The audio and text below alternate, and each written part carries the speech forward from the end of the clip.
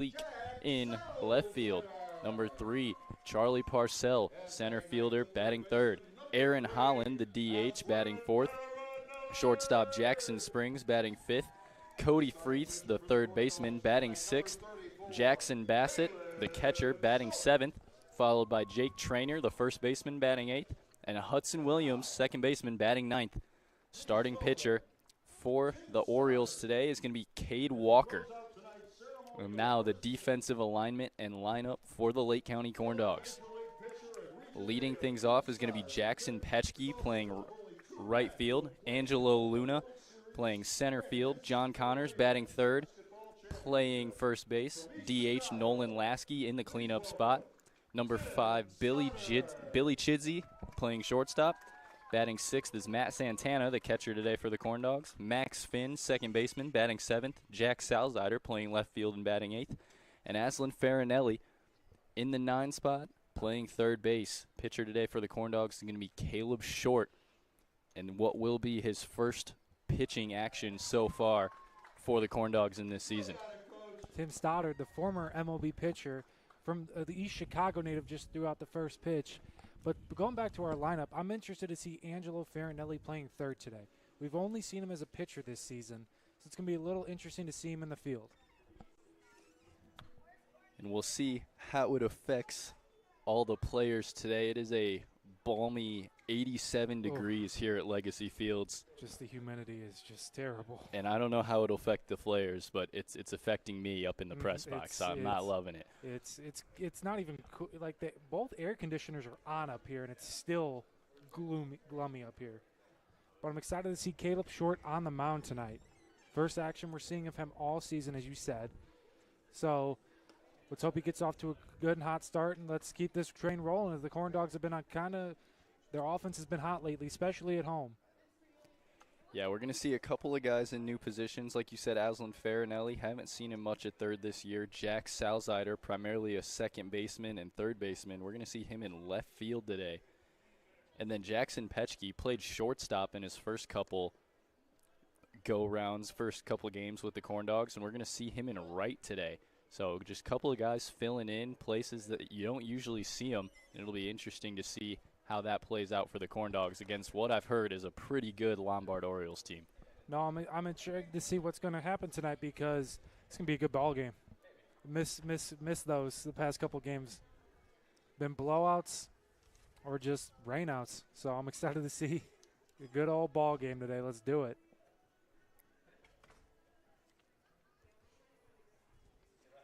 But we got some of the casuals in the lineup. Max Finn, been hot all year.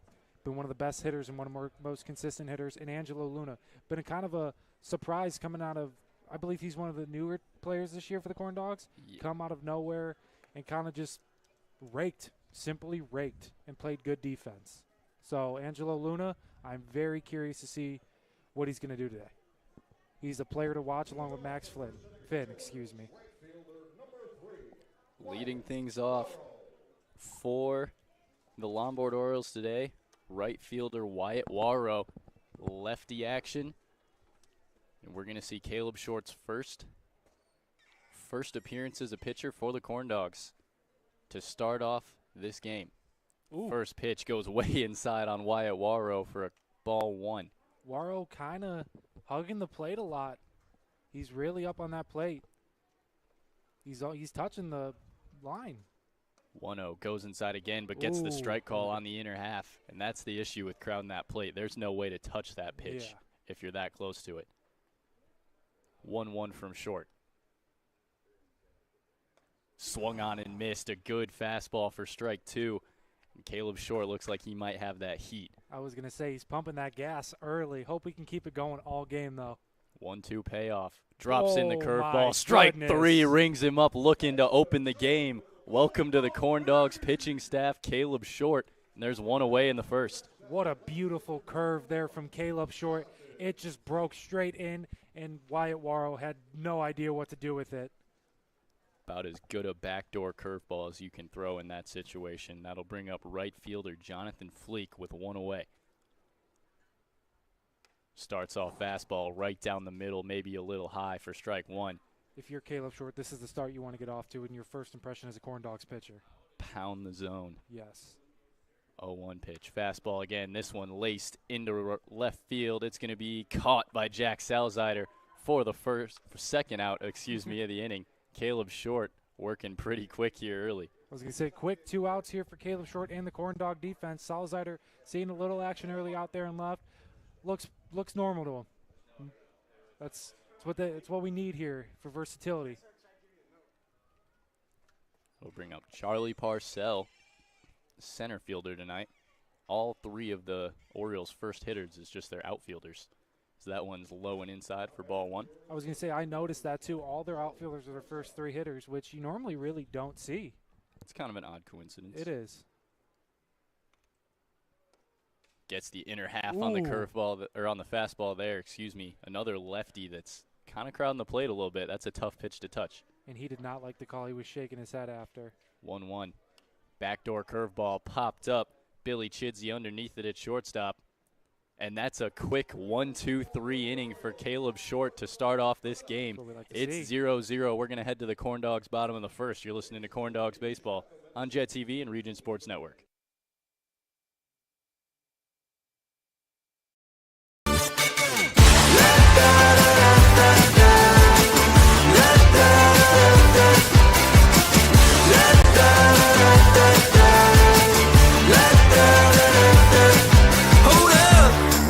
Now do what you do, get loud, go ahead, get loose, get down to business, tell everyone, nothing's off limits, you can have anything you want.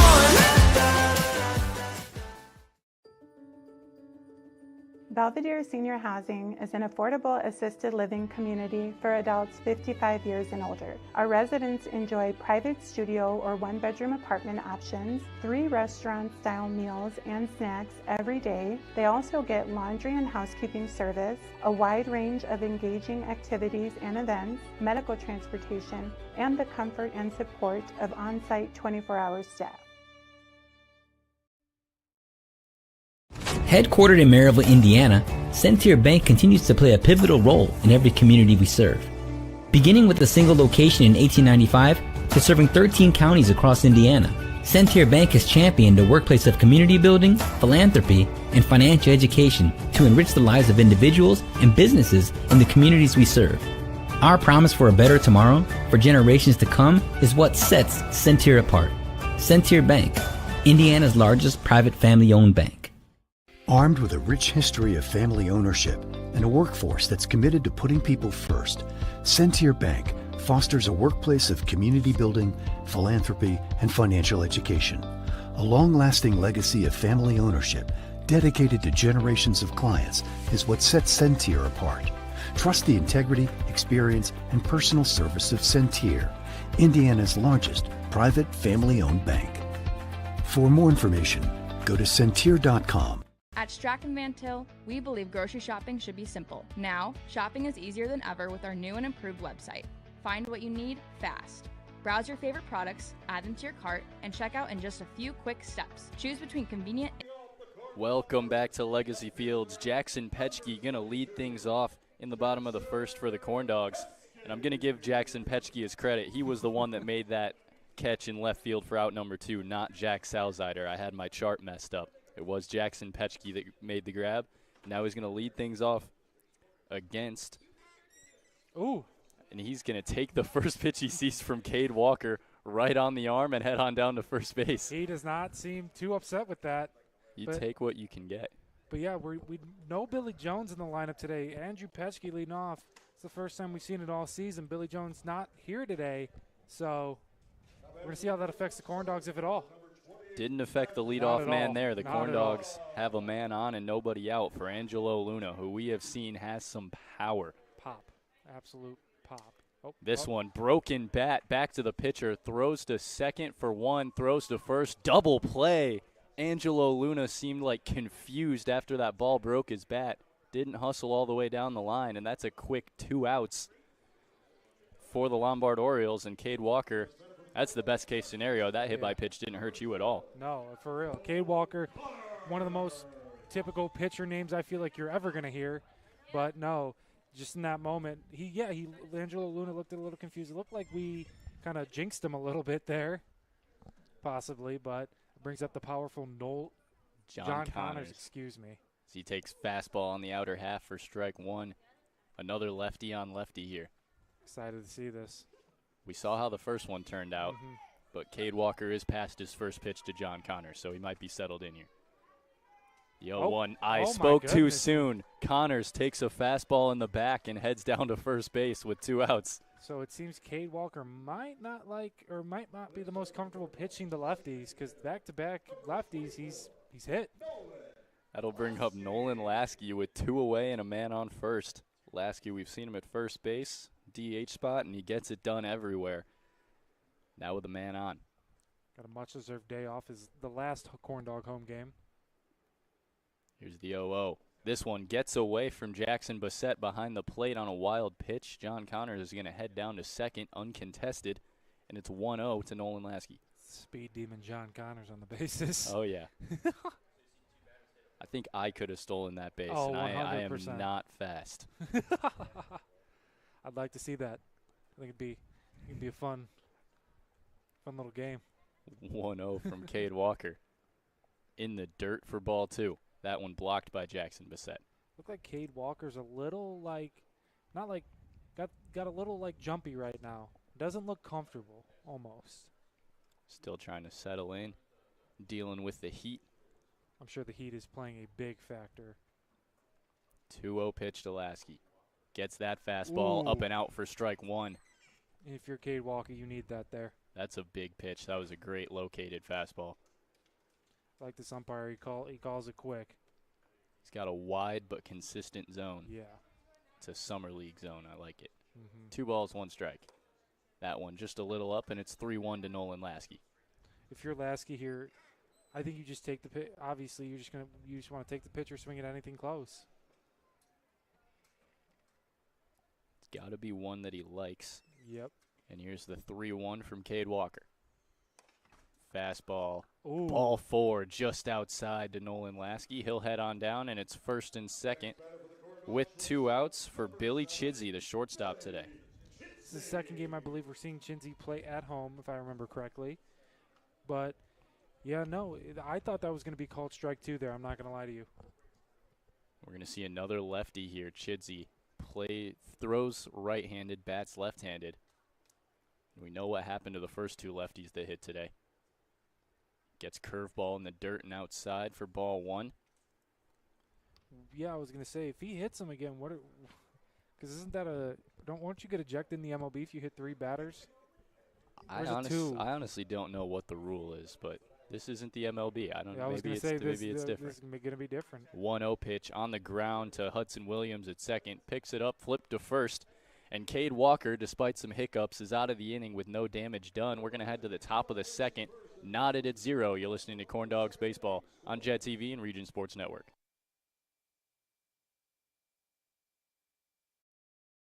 Pickup, or let us handle the heavy lifting. From our shelves to your doorstep. Skip the lines, shop your way, and spend more time on what matters most. With our rewards program, enjoy incredible savings and personalized offers every time you shop. Shop online now at strachanvantail.com or download our app today.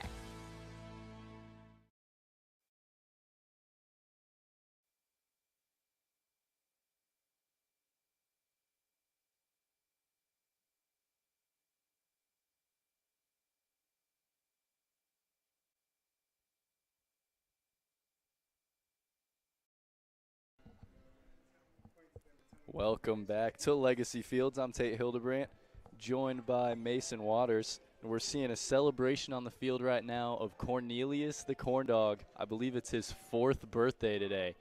Oh, and he's breakdancing out there. I'm curious how he's going to blow out the candles here, if there are any candles. Does have a cake out there. I don't know if there's candles or not, but yeah, that will be interesting. If I know anything about Cornelius, he might get a little wild. He might end up with cake on his face. Yeah. I don't know. Cornelius gets a little crazy at these games sometimes. He has a good time, that's for sure. Yeah. Are they going to pie him are they going to get him? Oh, I thought they were going to get him there. Oh, no, we're taking a selfie. Always got to get a picture. Yeah, no, of course. Cornelius is – they got Dave in the face. They got Dave in the face. Minority owner Dave Padilla of the Corndogs got turned on by one of our interns. And then he got him back. I thought it was going to be Cornelius. So did I. It's a good time here we have at the Corndogs. Cornelius is a character. Happy birthday, Cornelius. Seems like he got a little bit on his face, though. I hope it tastes good. Oh, got it all on the jersey. Cornelius being a bully out there. Aaron Holland, the DH. Back to baseball. Aaron Holland, the DH, going to lead things off in the second against Caleb Short. Out there for his second inning of work. Still 0-0. First pitch just below the zone for ball 1. And I think Caleb Short going into this inning, off the last inning, that's the best thing that could have happened there. Quick 2 outs. You pitch the zone perfectly. 1-0 strike right down the middle on the fastball. And if you're Caleb Short, pounding the zone right now is going to work for you. You got for sure just enough of an overwhelming fastball. We saw the breaking ball. Saw the breaking ball there. Grounded to third. Picked up by Aslan Farinelli. Throw across the diamond. Caught. Oh! What a play by John Connors. He had to come off the bag and then stepped on it. We saw a slide into first by Aaron Holland. Not in time, and there's one away. You never really see slides into first like that. It's kind of a fun theme we got going on here today. Birthdays, sliding into first base. I love it so far. Throw was just high by Aslan Farinelli. Lucky for him. John Connors is a big dude. John Connors is a dog. First pitch to Jackson Springs, the shortstop, just outside, ball 1. We'll talk about a guy that never takes days off, John Connors. 1-0 pitch. Ooh. Fastball just outside, 2-0. We'll talk about another good defensive player who I feel like doesn't get enough credit, Mike Santana. Matt Santana. God, I'm going to get his name eventually. Goodness, man. It's twice now. 2 balls, no strikes. This one grounded to the right side and foul for strike 1. Now, what was it last time? You called him Carlos Santana? I called him Carlos Santana, the Cleveland Guardians first baseman. Fun fact. Former Philly, former Brewer, Mariner, and Pirate also. 2-1 pitch. Drops in the curveball just to the inside. 2-2 now for Caleb Short. He is one of the best curveballs I think we've seen all season. And we've seen a lot of them. 2-2 pitch. Curveball grounded to short. Billy Chidsey picks it up. Throw to first. In time. Out number 2 in the second inning for Caleb Short. And this is a good outing so far. You say turn it in. I know it's early, but turn it into a little bit of a pitcher's duel early. And I'd like to see it. Feel like we haven't seen one of those in a long time. A lot of high-scoring games here at Corndogs at Corndogs games. We see a lot of runs scored. Yes. As that one fouled back to the screen by Cody Fritas for strike 1. Thought that was going to come right. Thank goodness we have this fence here at Legacy Fields because I was scared it was going to come back and hit the window real quick. 0-1 drops in a curveball picked up by Aslan. No, it goes through the glove of Aslan Farinelli. Throw to first by Billy Chidsey in time for out number 3. And that tricked me. I thought Aslan Farinelli had that going across his body. Got under it, and Billy Chidsey was there to pick it up for him. Another quick inning for Caleb Short and the Corndogs. We're going to head to the bottom of the second, still tied at 0. You're listening to Corndogs Baseball on Jet TV and Region Sports Network.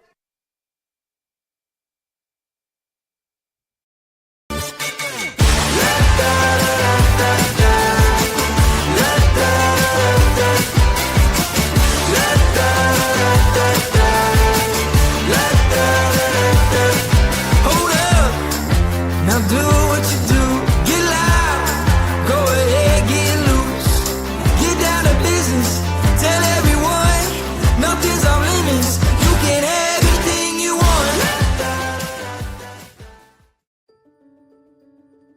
Belvedere Senior Housing is an affordable assisted living community for adults 55 years and older. Our residents enjoy private studio or 1-bedroom apartment options, 3 restaurant-style meals and snacks every day. They also get laundry and housekeeping service, a wide range of engaging activities and events, medical transportation, and the comfort and support of on-site 24-hour staff. Headquartered in Maryville, Indiana, Centier Bank continues to play a pivotal role in every community we serve.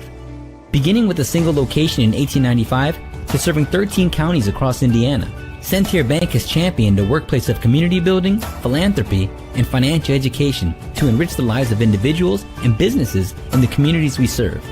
Our promise for a better tomorrow for generations to come is what sets Sentier apart. Sentier Bank, Indiana's largest private family-owned bank. Armed with a rich history of family ownership and a workforce that's committed to putting people first, Sentier Bank fosters a workplace of community building, philanthropy, and financial education. A long-lasting legacy of family. Welcome back to the bottom of the second in a tie game here at Legacy Fields, and we're going to see Matt Santana, the catcher, lead things off for the Corndogs against Cade Walker. As he grounds this one back to the screen, foul for strike one. Not Carlos or Mike, it's Matt. I'm going to say that so many more times, I'm just going to keep saying his name. Drill it into your head. Matt Santana is up at the dish. 0-1. Pitch swung through. Big swing by Santana on a high fastball for strike two, and Cade Walker gets ahead. No balls, 2 strikes. Pumping a little heat there was Cade Walker. One of the faster pitches we've seen so far this game. 0-2 payoff. Fastball too far outside. Ball 1. And Matt Santana just joining the Corndogs, but also having a huge impact already. His bat, his defense has been wonderful. 1-2 now to Santana. Spiked fastball in the dirt for ball 2. It's a 2-2 count now. Yeah, just joining the Corndogs this year. He was the starting catcher all of last year. So a familiar face around here at Legacy Fields, but his college season didn't finish up as quick as some. So I believe he's back in his 3rd game with the Corndogs this summer. And like you said, he's been very good. 2-2 pitch inside, ball 3 on the fastball. And Matt Santana takes 3 straight to make it a full count here with nobody out. Yeah, the past 2 pitches, I thought I got a piece of Santana a little bit, not going to lie, but Cade Walker's trying to get that inside corner to get that call there. Full count pitch. Blooped. This one might get down, yes. And it is a bloop single into right field over the head of Hudson Williams, and Matt Santana is aboard for the Corndogs. Matt Santana just hitting that into no man's land, a little blooper over the second baseman. And Corndogs got a runner on first. Sometimes you just got to hit it where they're not. Exactly. Max Finn, second base today for the Corndogs. Seen him at shortstop, seen him at third. I don't think we've seen him at second base. Not at all. He's covering all the infield positions. Now with a man on first and nobody out here. One of the best hitters in the lineup this year for the Corndogs. Takes the off speed on the outside for ball 1. Also plays a pretty good defensive shortstop. I will say that. My count says 3-0 almost on the board over there. Fixed it. 1-0 pitch taken high for ball 2. Ooh, I thought that was going to be a strike. I thought that was going to be a strike. Cade Walker coming with the 2-0. We're seeing Matt Santana with a pretty small lead. We haven't seen the lefty pickoff move yet, as that one's outside as well. Quick ball 3 to Max Finn. Cade Walker shaking his head. I don't know if he's disagreeing with the calls or disappointed in himself there. I'm assuming disagreeing with the calls. Couple of close ones. 3-0 pitch. Fastball way up and out for ball 4, and it's going to be first and second with nobody out for the Corndogs and Jack Salzider. Salzider, we've seen a few times this season. Got a lot of. He's a big contact guy. Not a lot of power in the bat. Big contact guy though. And we maybe are seeing some movement in the Oriole bullpen early down there. Don't look now, but we have another lefty up to the plate for the Corndogs. Didn't realize we had this many on the team. We got 4 in the starting lineup today as he takes ball 1 there. You read my mind. I was literally about to say the same thing. Lots of lefties today. Going to see the 1-0 as Cade Walker takes a little walk around the mound trying to calm himself down. 1 ball, no strikes to Jack Salzider. Swung through for strike 1. And just straight heat there. Just got it by Salzider. And if you're Cade Walker, that's the pitch you need there and you want there. You want that fastball, and that is what you need to build your confidence back up. 1-1 pitch. Shot foul down the left field line for strike 2. Yeah, big contact hitter and defensive player here in Salzider. I believe this is the 3rd or 4th game we've seen him in this year. About. We've seen him enough to know he's good. Yeah, yes. Going to see a 1-2 payoff now from Cade Walker with nobody out and 2 on. Santana dancing around second. Now here's the pitch. Curveball just below the zone. That was a filthy slider. Yeah. But it misses low for ball 2. That slider was nasty. Going to see a 2-2 now to Jack Salzider. Fastball way outside and low. Ball 3. Another full count worked by the Corndogs. One thing I've noticed about Cade Walker, he's a little inconsistent right now. Wonder if the jitters are or it's the heat. It might be the heat getting to him. 3-2 pitch to Salzider. Fastball grounded foul down the left field line, and he'll stay alive. That's another thing with these Corndog hitters. They're persistent. They are going to fall off and not swing at anything that they don't feel comfortable at swinging at. They're the pitcher's worst nightmare. Another 3-2 from Cade Walker. Fastball, this one lined over the head of Hudson Williams at second. Matt Santana going to hold up at third. Corndogs go station to station. And after a great piece of hitting from Jack Salzider, it's bases loaded, nobody out for Aslan Farinelli. I'm curious to see what Farinelli's going to do at the dish this year, this at-bat. Got wearing one batting glove. You see a mound meeting here. Jackson Bassett going out to talk to Cade Walker, trying to settle him down, as this is definitely not a position you want to be in. Not at all. Jackson Burnett been a pretty good defensive catcher today. Blocking a lot. Going to calm down his pitcher. Unfortunately for the Orioles, he has had to block a lot. Yeah. As we've seen Cade Walker have quite a few pitches in the dirt, more than you would like. But now Aslan Farinelli, third baseman today, looking to break this open for the Corndogs. Curious how this at-bat is going to go. 0-0 to Farinelli. Tries to go backdoor with the slider, misses for ball 1. Yeah, wonder if how much longer Cade Walker till Tim Stoddard comes out and talks to his pitcher. 1-0 from Walker. Just misses there. I really thought that one was going to be strike 1. Yeah, I can't believe I'm saying this, but that should have been a strike. Just off the plate for ball 2. And Farinelli's looking pretty good here. 2-0. Fastball spiked in the dirt for ball 3. And Farinelli now, I imagine in this situation, you have a red light. You're taking anything you see because a ball here is a run. Oh, 100%. If I'm Farinelli, that is what I'm doing. I'm not swinging at anything. 3-0 from Walker. Goes to a curve, but gets it in the zone. Taken by Farinelli for strike 1. If you're Cade Walker, that's what you need to build your confidence back right now. You need that strike. You're hoping for a strikeout here. 3-1 from Walker. This one grounded right back up the middle. Snagged by Walker. Throw to first for 1. Throw to home for 1. Throw to first for 2. And that is a clutch double play by Cade Walker. Snagged that one right as it went past his ear. And throws out Aslan Farinelli and Matt Santana to save a run, and now there's 2 away. What a play by Cade Walker there. Just getting his glove up, blocking his face. Hey, can't be mad at him there, but turns another double play in the game for against the Corndogs. Jackson Petchke got hit his first time up, now with men on second and third as he takes strike 1 there. That looks like it's gotten Cade Walker's confidence back. If you're the Corndogs in this situation, you got to score at least 1. In his press conference after last game, Coach Heisman said he didn't think either team in that game did a particularly great job of scoring runners that were in scoring position. And so far today, it's looking like it could be more of the same. No, I agree. 1-1. This one shot foul down the left field line, and it's 1-2. If you're the Corndogs, if the Corndogs go and score here, that could change a lot of this. That could be a big impact on this game.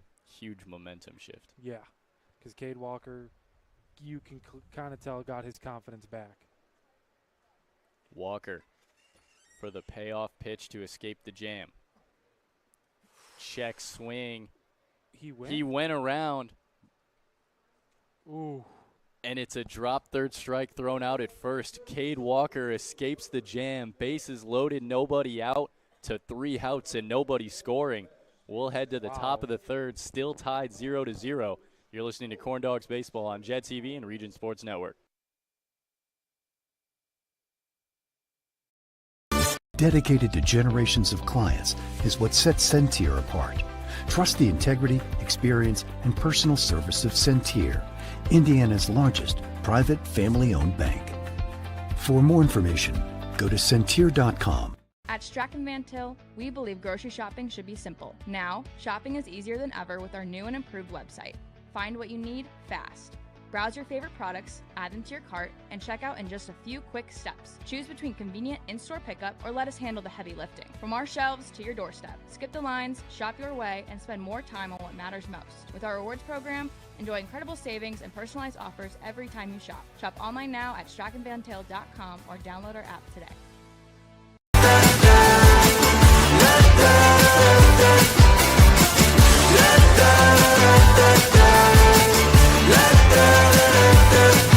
Hold up, now do what you do, get loud, go ahead, get loose, get down to business, tell everyone, nothing's off limits, you can have anything you want.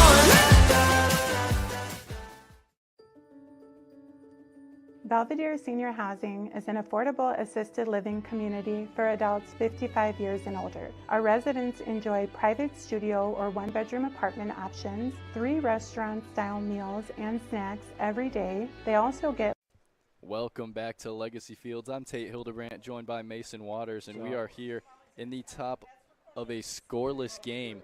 Top of the third, still 0-0, and it's going to be Jackson Bassett leading things off for the Orioles in the third. Bassett played a good defensive catcher today. Now let's see what he's going to do at the dish. First pitch from short, misses just outside with the fastball. And if there's anything we've seen so far from short, he's going to pound the zone, but if he's going to miss, it's going to be pretty competitive, as that was still close on that outer half. Yeah, Caleb Short is a very accurate pitcher. 1-0. Gets it there. Strike one. Brought that in just a little bit. Beautiful pitch. Caught that corner. Beautiful pitch there from Short. And he's ready immediately, too. That is what I will say. He is a very fast pitcher. He is working very quickly. 1-1 to Bassett. Ooh. Popped up back over the screen, went in and on the hands of Jackson Bassett. He took a hack at it and sent it back into the concourse here at Legacy Fields. And that'll be a Chick-fil-A coupon for somebody that turns that into the concession stand here. Chick-fil-A sweet treat, as Rick, the PA announcer, just said. 1-2 from Caleb Short. Curveball, check swing, just outside, ball 2. That was a very good pitch from Caleb Short. I like the umpires calling it both ways, so you can't be mad there. But there have been some both calls going both ways. Caleb Short not missing by much on really any of his pitches. 2-2 just outside there, and it's a full count. I believe this is one of the first full counts we've seen of Caleb Short all game, if the first. But yeah, Caleb Short is almost ready immediately. He's just up there waiting for Jackson Bassett to get in the box. 3-2 pitch. Fastball right down the middle, popped him up. Center field, Angelo Luna running in on it. And there's one away here in the third. Caleb Short wins the battle there against Jackson Bassett, and there's one out. Good play there by Luna to run in and get it there for the first out. Lefty first baseman Jake Traynor stepping to the plate now with one away. Big lefty. You know, first basemen typically are. They're your power guys. We have John Collins. We have Nolan Lasky. He fits the stereotype well. Very well. Fastball just outside for ball 1. I was going to say, I feel like first basemen are normally lefties too. Like, if you look at the MLB, Rizzo, Josh Naylor, like, to name a few. 1-0, backdoor curveball, strike 1. That backdoor curve is disgusting. You know, I was a first baseman in my high school days, and I am right-handed, but I guess I am in the minority there. Takes ball 2 on the outer half. Didn't know you played first base. First base and pitcher were my positions of choice. I was going to say, I remember you telling me you pitched. 2-1 pitch, backdoor curveball in on the hands, fouled back to the screen for strike 2. Never thought about trying out for the Corndogs? You know, I am. Maybe. Let's see, Tate. Not this summer. Maybe eventually. 2 balls, 2 strikes now from Caleb Short. Fastball right down the middle, cut on and missed for strike 3. Out number 2 in the third for Caleb Short. Comes on a swinging strikeout of Jake Trainer. As we like to say here, that was a corn dog K. Caleb Short, I believe that is his 4th strikeout or second, excuse me. I was way off. I don't know what I was thinking there, but hey. Second baseman. Hoping to get his 3rd one here. Second baseman Hudson Williams to the plate now. Just misses the outer half with a fastball to go down 1-0. Seen him make some plays in the field early so far for the Orioles. 1-0 pitch from Short. Ooh. Catches the inner half for strike 1 on the fastball. And that's another pitch that's it's called a strike, but it's almost impossible for Hudson Williams to hit that. Yeah, you're going to have to, like, tuck your elbows in almost. 1-0 slider to the outer half. Just misses. Ball 2. Matt Santana doing a good job at framing. I'm going to get it eventually. 1-1, grounded right back up the middle, and that'll be a clean single for Hudson Williams with 2 away in the third. Just nothing you can do about that there. Grounded that one right past the feet of Caleb Short and up the middle for a base hit. There's nothing you can do about that there if you're Caleb Short. That'll bring up Wyatt Warrow, leadoff man for the Orioles, playing right field today. Struck out his first time up. Because we know he really likes to crowd the plate here. Does Wyatt. First pitch from Short. This one popped deep and foul into left field for strike 1. First time we're going to see Caleb Short have to pitch out of the stretch here. See how it affects him. See if he's still got that fast. He's still ready and fast. Pitch, backdoor curveball, grounded foul down the right side, but it's quickly an 0-2 count for Caleb Short. And if you watch Caleb Short, he's working quick. Yeah. But he almost never turns his back to the plate. Like, he just catches the ball, takes a few steps backwards, gets set, and ready to go. No, he's a very quick and consistent pitcher, and I like it. 0-2. Fastball just in the dirt. Ball 1 to Wyatt Warrow. Nice try to get a nice chase pitch there. Warrow didn't bite. 1-2. Runner goes. Throw down from Santana. Ooh, he's out. Yep. In time, Matt Santana guns down Hudson Williams at second to end the third. What a throw. We're going to head to the Corndogs, bottom of the third, still tied at 0. You're listening to Corndogs Baseball on Jet TV and Region Sports Network. Laundry and housekeeping service, a wide range of engaging activities and events, medical transportation, and the comfort and support of on-site 24-hour staff. Headquartered in Maryville, Indiana, Centier Bank continues to play a pivotal role in every community we serve. Beginning with a single location in 1895 to serving 13 counties across Indiana, Centier Bank has championed a workplace of community building, philanthropy, and financial education to enrich the lives of individuals and businesses in the communities we serve. Our promise for a better tomorrow for generations to come is what sets Centier apart. Centier Bank, Indiana's largest private family-owned bank. Armed with a rich history of family ownership and a workforce that's committed to putting people first, Centier Bank fosters a workplace of community building, philanthropy, and financial education. A long-lasting legacy of family ownership dedicated to generations of clients is what sets Centier apart. Trust the integrity, experience, and personal service of Centier, Indiana's largest private family-owned bank. For more information, go to Centier.com. At Strachan Van Til, we believe grocery shopping should be simple. Now, shopping is easier than ever with our new and improved website. Find what you need fast.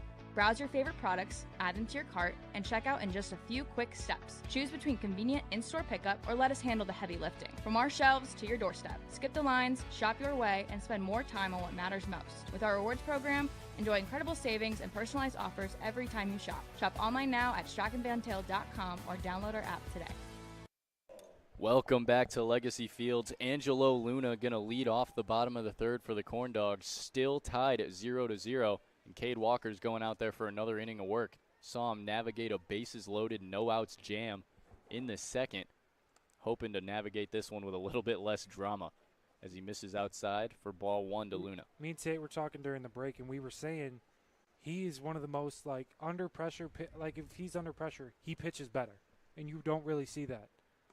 1-0 drops in for strike 1. It's almost like he wants the pressure to pitch better, and he proved us wrong there. He can do it, and I give him full credit. 1-1 to Luna. Fastball just below the zone there. Misses ball. Ball 2. 2-1 count. And we said Angelo Luna played a good defensive center field, but got some pop in that bat. And if he can get a hold of it, it will go far. Broke his bat last time up. This one grounded to second. Hudson Williams has it easily. Throw to first in time. And there's one away here in the bottom of the third. Nice routine play there by the second baseman, and that'll bring up John Connors. John Connors was hit his last time up. Stole second on a wild pitch. We'll see what he can do his second time around when Cade Walker is a little bit more settled in. John Connors, big lefty, got a lot of pop in that bat, but he's a very good defensive first baseman too. Curveball takes strike Beautiful 1, and that's a pitch. great pitch from Cade Beautiful Walker. pitch. Came in right at the armpits of John Connors and broke last second. I feel like Cade Walker's a lot more comfortable this inning. 0-1. Fastball right down the middle, taken for strike 2 by Connors. And Cade Walker already up to an 0-2 count. I'm not mad to see a pitcher's duel today. I would love it. It would make for a good game. 0-2 payoff to John Connors. Curveball, strike God, 3 that was looking. nasty. Came at his head and ended up middle for out number 2. That and was Cade Walker's disgusting. Cade Walker's feeling himself right now. Yeah, that he looks confident and he just looks confident, more comfortable this half of the inning, and that is what you want out of your pitcher if you're Tim Stoddard right now. 2 away, and it's going to be Nolan Lasky, the designated hitter, coming to the plate now. Walked his first time up, but from the Cade Walker we're seeing right now, I don't think that's an option. Not at all. He's confident. 0-0 There it pitch, is. fastball, outer Goodness. half, strike 1. This is what you want if you're the Orioles right now. Cade Walker settled in, starting to deal. Here's the 0-1 pitch to Lasky. Fastball just inside, ball 1. Good take there from Lasky. That was still a close pitch, and he laid off it just inside and low. 1-1 count. Lasky, very patient hitter, along with a lot of these Corndogs hitters. 1-1. Drops in the backdoor curveball for strike 2. And that's just a really hard pitch to swing at for Nolan Lasky because it starts out in that other's batter's box. You can't tell that it's going to come back, and then it just does. Yeah, I definitely agree. 1-2 from Cade Walker. This one chopped just foul into right field. Going to stay alive for a 1-2 count. We've seen a lot of good curveballs this year, but Caleb Short and Cade Walker, I think, have been some of the best we've seen all year. Not necessarily just in terms of movement, but just when they're using it, Yeah, where they're locating it. exactly. It's been near untouchable so far this game. Untouchable. 1-2 pitch. Backdoor Ooh, there we curveball. go. This one's laced by Nolan Lasky that into power. the left center gap. That's going to get down for an easy double for He might Nolan go Lasky 3. with 2 outs. Nope, you're going to hold up. Coach Heisman's going to hold him at second, and it's a 2-out double for Nolan Lasky. That's a good piece of hitting. Got down 1-2, saw a pitch he liked, and jumped on it. No, that was just there's that power we're talking about with Nolan Lasky. Just got to put his barrel on it. I'm sure Lasky's just happy to be on base right now after the first 2 hitters got set down almost easily by Cade Walker. Billy Chidsey, another lefty, up to the plate now with a man on second and 2 outs. First pitch, fastball, outside, strike 1. Now let's see if our theory is true, where if Cade Walker has a runner on base, he almost pitches better. I don't know how you can pitch much better than What the he first 2 at-bats of right. this inning. Nolan Lasky was just the better player there. 0-1. Fastball. Inside and low, strike 2. And he is painting that fastball wherever he wants to right now. All sides of the plate. He's just finding that line and drilling it. Cade Walker. I had my doubts in the first couple innings, but he has shut me up this inning. 0-2. Fastball just low for ball 1. Big league take there Yeah. from Billy Chidsey. Is that one, after seeing the first 2 calls, how close he got that to the outer half of the plate, that's a tough take. For sure. 1-2. Slider way outside. 2-2. We're going to see our first deuces wild of the game here in the third inning. Finally got one, right? number one. We're seeing some action in the Corndog bullpen. Looks like I can't make out the number quite yet. Number 27. 2-2 is spiked. Nolan Lasky going to head to third. Throw down from Bassett. Not in time, and it's a stolen base from Nolan Lasky on the ball that just got away from Jackson Bassett. Now a man on third and a 3-2 count for Billy Chidsey. I was kind of surprised to see Lasky go there almost. Not a bad base runner by Not any at means, all. but also not the fastest player on the Corndogs team, and that was an aggressive move. DH for a reason. 3-2. This one grounded to second. Hudson Williams has it. Throw to first in time. The speed of Billy Chidsey made it close, but Hudson Williams sits him down. Corndogs held scoreless again. We're still 0-0. We're going to head to the top of the fourth. You're listening to Corndogs Baseball on Jet TV and Region Sports Network.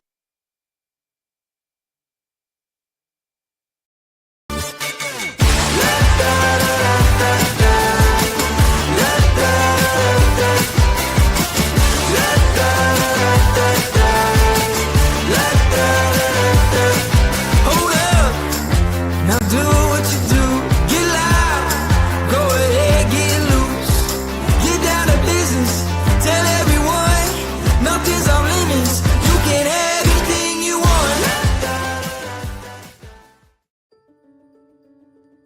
Belvedere Senior Housing is an affordable assisted living community for adults 55 years and older. Our residents enjoy private studio or one-bedroom apartment options, 3 restaurant-style meals and snacks every day. They also get laundry and housekeeping service, a wide range of engaging activities and events, medical transportation, and the comfort and support of on-site 24-hour staff. Headquartered in Maryville, Indiana, Centier Bank continues to play a pivotal role in every community we serve. Beginning with a single location in 1895 to serving 13 counties across Indiana, Centier Bank has championed a workplace of community building, philanthropy, and financial education to enrich the lives of individuals and businesses in the communities we serve. Our promise for a better tomorrow for generations to come is what sets Centier apart. Centier Bank, Indiana's largest private family-owned bank. Armed with a rich history of family ownership and a workforce that's committed to putting people first, Centier Bank fosters a workplace of community building, philanthropy, and financial education. A long-lasting legacy of family ownership dedicated to generations of clients is what sets Centier apart. Trust the integrity, experience, and Welcome back to Legacy Fields. We're here in the top of the fourth, tied 0-0. Caleb Short going out for another inning of work, and it's going to be Wyatt Warrow leading off again for the Orioles. Had almost a hole at bat last time, but Hudson Williams was thrown out stealing to end the inning as he swings through strike one on the fastball from Caleb Short. Looked a little early on that swing. 0-1 from Short. This one driven into left field. It's going to be caught by Jackson Petchke for out number one. The way Petchke turns around, I thought he looked like it was just going to be a home run, but then he just turned around and caught the ball, so he faked me out. But there's one away. I thought that was definitely a no-doubter. I'm like, oh, there it is. But as I was about to say, during the break, me and Tate were talking about how this has just been an absolute beautiful pitcher's duel and something nice to see. This is peak baseball right here. Jonathan Fleek going to lead it off as he takes ball one on the outside corner. Matt Santana with a beautiful frame there. Got it that time. There we go. 1-0 pitch. Curveball. Misses just outside again. I think Matt Santana might be set up a little further outside than we realized because it looks like he's catching it right in the middle of his body, but he is offset on the plate. Very. 2-0 as this one's grounded to the left side. Picked up by Farinelli, played on a weird hop. Throw to first. Ooh. Not in time. Connors had to come off the bag on the stretch, and it's a leadoff base hit for Wyatt Warrow on what was basically his second consecutive at-bat against Caleb Short. Farinelli looked a little uncomfortable fielding the ball almost. Kind of got a weird hop on it. Yeah. And but it's a single for Jonathan Fleek. As we say, normally a pitcher. So it's a little interesting to see him play third base today almost. Or not almost, he is. Left-handed Charlie Parcell coming to the plate now as he takes ball 1 just outside in the low from Caleb Short. Man on first, 1 out. This is the first real treachery we've seen Caleb Short go into. This one driven into that's center. It's going to be caught by beautiful. Angelo Luna almost on the warning track. It's going to send Jonathan Fleek back to first base. And now there's 2 away with a man on, and that's a much more manageable situation if you're Caleb Short. No, I thought that was going to get over Angelo Luna's head, but he faked me out there. Beautiful way to track back and field the ball. That's just a good defensive center fielder right there. That's just a good outfielder right there. It's one of the first things you're taught when playing the outfield. DH Aaron Holland coming to the plate now with 2 away and a man on first. Caleb Short, curveball, just misses outside for ball 1. See him shake his head a little bit. Knew he missed a spot just by a little there. 1-0 pitch to Holland. Ooh. Goes way up and in. Almost gets him in the head, but it's 2-0. Excuse me. Obviously not intentional there by any means. Just looked like the ball almost slipped off his hand there. Curveball might have gotten away from him. That wasn't particularly hard. Misses just outside with the fastball for 3-0. As we said, I'm sure his palms are super sweaty from the humidity today. I'm not even out there playing, and my palms are struggling to hold on to my pencil. 3-1 inside, and it's a 4-pitch walk to Aaron Holland. Now first and second with 2 outs for Jackson Springs, excuse me. Not where you want to be if you're the Corndogs and Caleb Short, but we're going to see how Caleb Short gets to work out of this now, because we've seen Cade Walker get out of a bases loaded. So now we're going to see Caleb Short's time to get out of this, hopefully. 2 outs, first and second. First pitch right down the middle for strike 1 to Jackson Springs. Beautiful pitch there, just putting it right on that corner there, right on that line. Short seeming to take his time a little bit here. Yeah. 0-1, curveball outside, got away from him a little bit. 1-1 now. Getting a deep breath before that first pitch, that second pitch. Yeah, he's taking his time a little more now. Checking on his runners. 1-1, fastball just off the plate, ball 2. Wonder when Santana's going to go out there to talk to him. Wonder if he walks him here. He will. I wouldn't be surprised. Me neither. 2 balls, 1 strikes to Jackson Springs. Gets the fastball. This one driven into center. Luna underneath it. And he gets out of the inning with no damage done. Another scoreless frame thrown up by the pitchers in this game. I love it. We're going to head to the bottom of the 4th. Still tied at 0. You're listening to Corndogs Baseball on Jet TV and Region Sports Network. And personal service of Centir, Indiana's largest private family-owned bank. For more information, go to centir.com. At Strachan Van Til, we believe grocery shopping should be simple. Now, shopping is easier than ever with our new and improved website. Find what you need fast.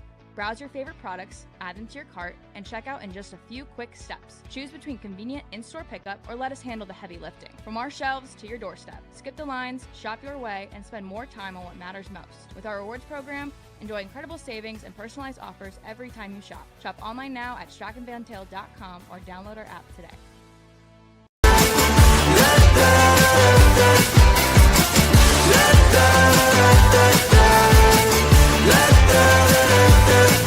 Hold up, now do what you do, get loud, go ahead, get loose, get down to business, tell everyone, nothing's off limits, you can have anything you want.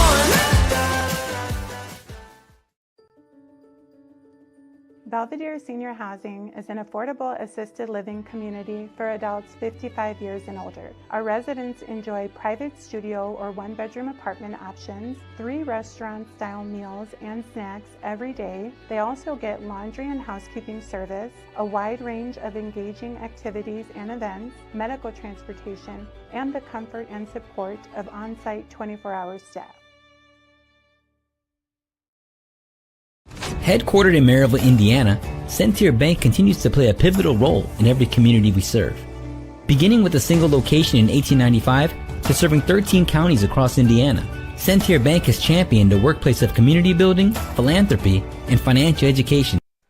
Welcome back to the bottom of the fourth. Corndogs. Matt Santana is going to lead things off in a 0-0 ball game. First pitch just misses the outside corner from Cade Walker. Yeah, Matt the Mike is what I'm going to start calling him now occasionally. Santana playing a good defensive catcher today. Saw him get walked, I believe, his first at-bat.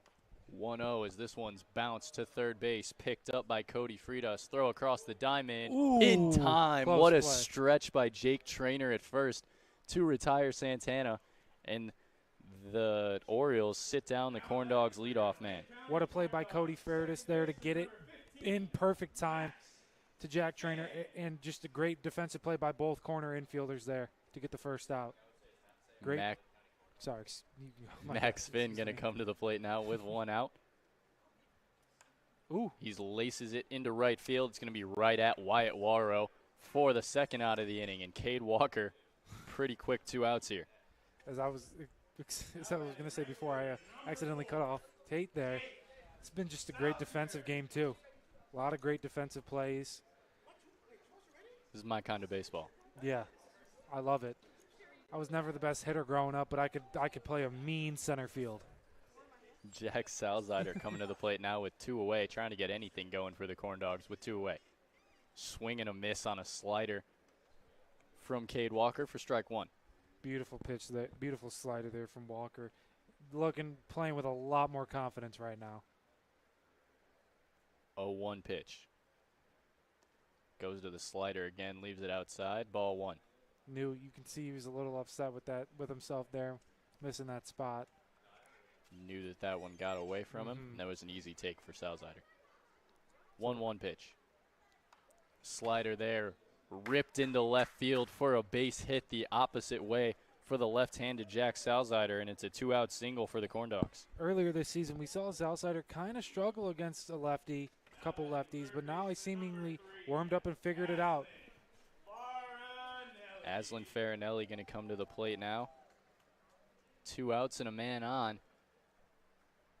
And with the speed of Jack Salzider, anything could potentially be a scoring threat here for the Corndogs. As he swings through that one, it's tipped back into the glove of Jackson Bissett for strike 1. Yeah, no, Farinelli's taking a big old swing there. Saw one he liked and went for it. Yeah. Just got a piece of it. 0-1 from Walker. This one bounced back up the middle. It's picked up by Jackson Springs. Steps on second base for the 3rd out of the inning. And it's another scoreless frame. Still tied 0-0 after 4. We'll head to the top of the 5th. You're listening to Corndogs Baseball on Jet TV and Region Sports Network. Education to enrich the lives of individuals and businesses in the communities we serve. Our promise for a better tomorrow, for generations to come, is what sets Sentier apart. Sentier Bank, Indiana's largest private family-owned bank. Armed with a rich history of family ownership and a workforce that's committed to putting people first, Sentier Bank fosters a workplace of community building, philanthropy, and financial education. A long-lasting legacy of family ownership dedicated to generations of clients is what sets Sentier apart. Trust the integrity, experience, and personal service of Sentier, Indiana's largest private family-owned bank. For more information, go to Sentier.com. At Strachan Van Til, we believe grocery shopping should be simple. Now, shopping is easier than ever with our new and improved website. Find what you need fast. Browse your favorite products, add them to your cart, and check out in just a few quick steps. Choose between convenient in-store pickup or let us handle the heavy lifting. From our shelves to your doorstep. Skip the lines, shop your way, and spend more time on what matters most. With our rewards program, enjoy incredible savings and personalized offers every time you shop. Shop online now at strachanvantil.com or download our app today.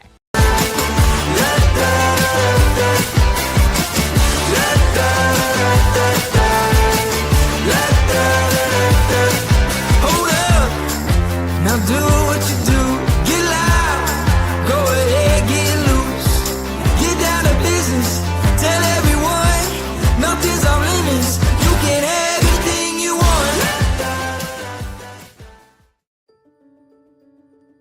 Belvedere Senior Housing is an affordable assisted living community for adults 55 years and older. Our residents enjoy private studio or one-bedroom apartment options, 3 restaurant-style meals and snacks every day. They also get laundry and housekeeping service, a wide range of engaging activities and events, medical transportation, and the comfort and support of on-site 24-hour staff. Headquartered in Maryville, Indiana, Centier Bank continues to play a pivotal role in every community we serve. Beginning with a single location in 1895 to serving 13 counties across Indiana, Centier Bank has championed a workplace of community building, philanthropy, and financial education to enrich the lives of individuals and businesses in the community.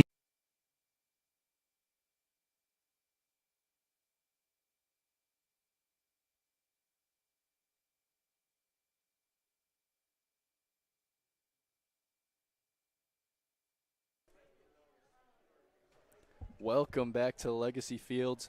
We have a scoreless game going into the top of the 5th. We're going to see a pitching change for the Corndogs. Caden Coombsy is going to take things over for Caleb Short after 4 innings of shutout baseball.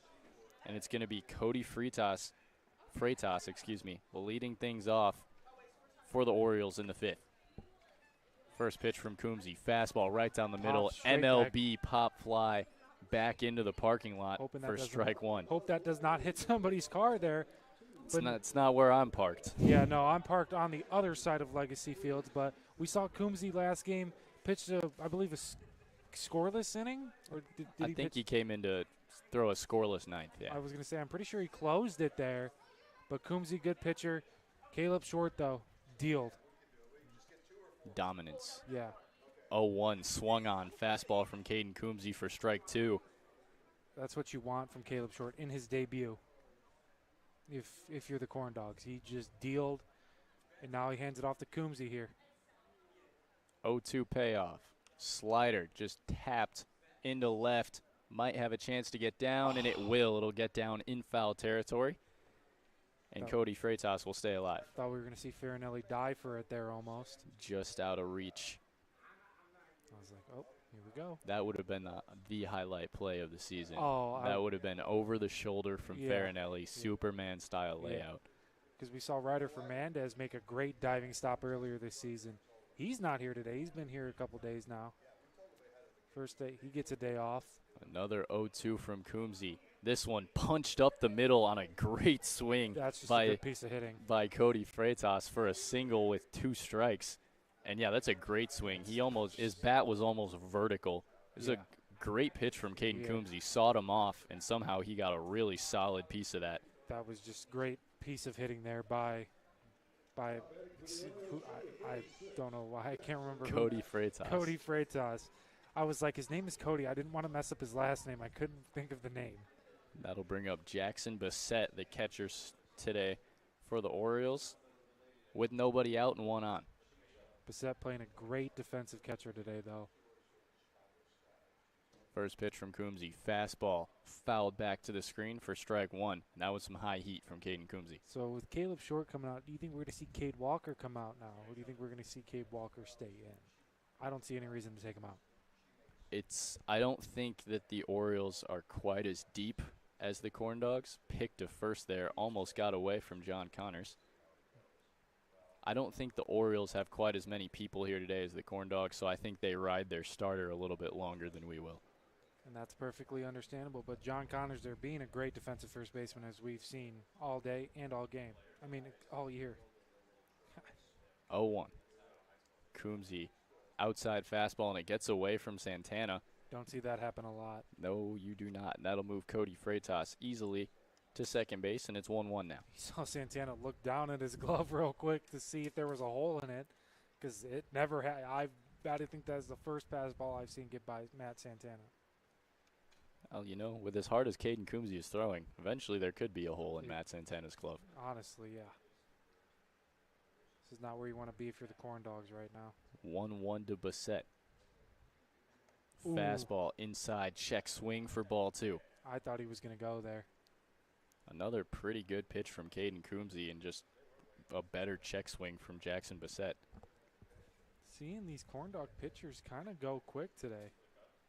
All the pitchers working relatively quickly. 2-1.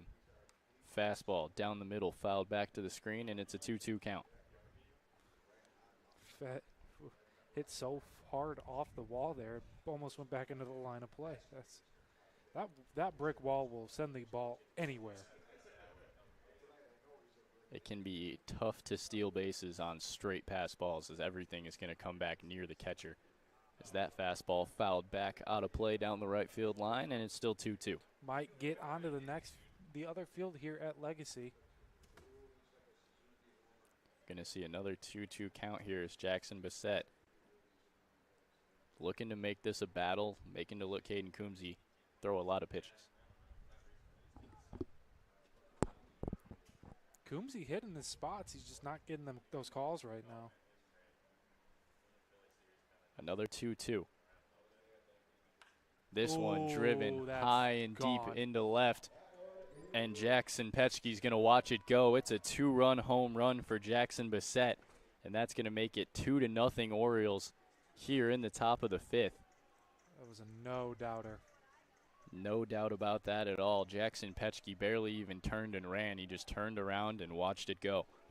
I think that got over the shed over there, over that behind the fence. I think it hit over the fence. That was a very impressive hit there. Moonshot from Jackson Bassett. Absolute moonshot, yeah. That'll bring up Jake Trainer with nobody out and nobody on for the Orioles. Fastball low and inside there from Coombsy. Ball 1. Now you got to think about when the Corndogs come back up. They just gave Cade Walker a lead, and he's been dealing. It's a scary thought right now. 1-0. Off speed, just misses high. Ball 2. Looked like that rocked Coombsy a little bit there. See how quickly he can settle down here and try to take care of these last 2 batters in the Orioles lineup. 2-0 pitch, low and inside again. 3-0 now to Jake Trainer. Wonder if we're going to see Matt Santana go talk to his pitcher after this. 3-0 from Caden Coombsy. Fastball way outside, easy take for ball 4, and it's a 4-pitch walk to Jake Trainer. 1 on, nobody out for Hudson Williams, the second baseman today. This is not an ideal spot if you are the Corndogs whatsoever. Hudson Williams coming to the plate now. Has a single on the day in 1 at bat.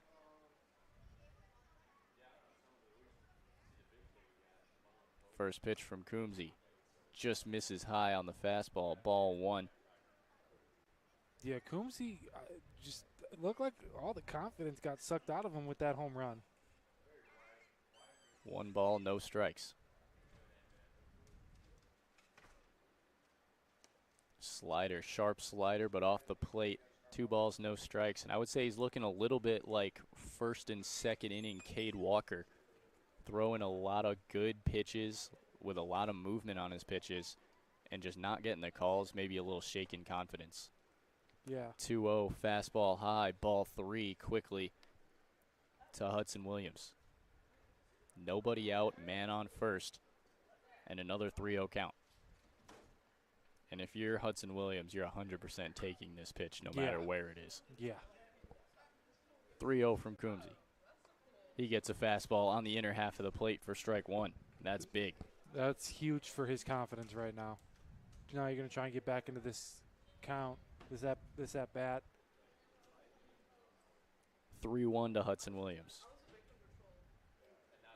Spiked the fastball for ball 4. It's going to be first and second on 2 straight walks from Caden Coombsy with nobody out. And that'll bring up the top of the lineup and Wyatt Warrow. We're going to see the pitching coach come out and talk to his pitcher here in Coombsy. Going to see a mound meeting.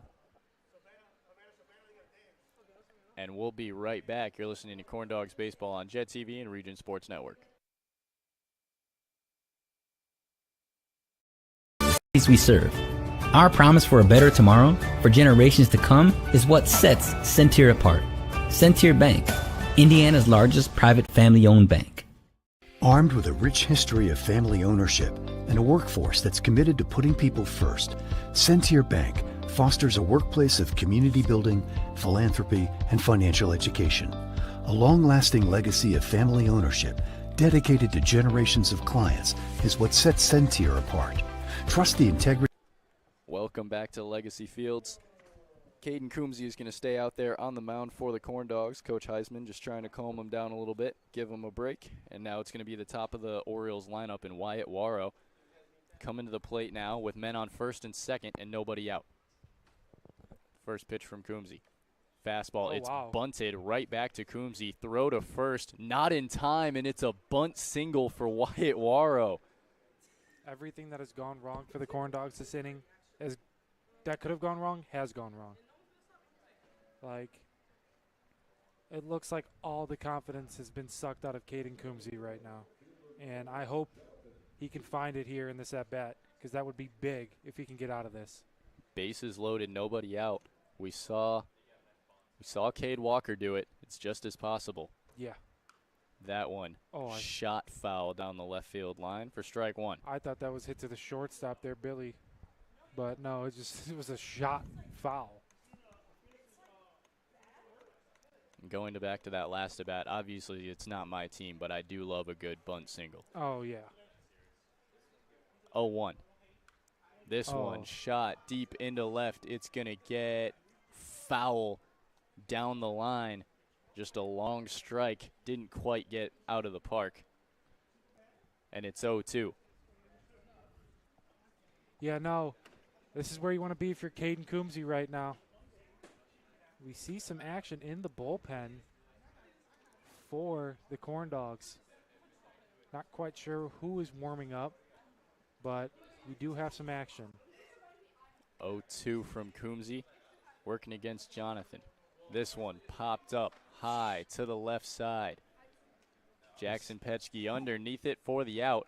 Runner going to hold it third. Would have been gone. And that's huge for the Corndogs. One away and still bases loaded. Would have been gone. That was a missile out of left field from Jackson Petschke. Part of me wishes he would have tried to do it just to see how close it would have been, or even close at all, because that was a seed of a throw from Petschke.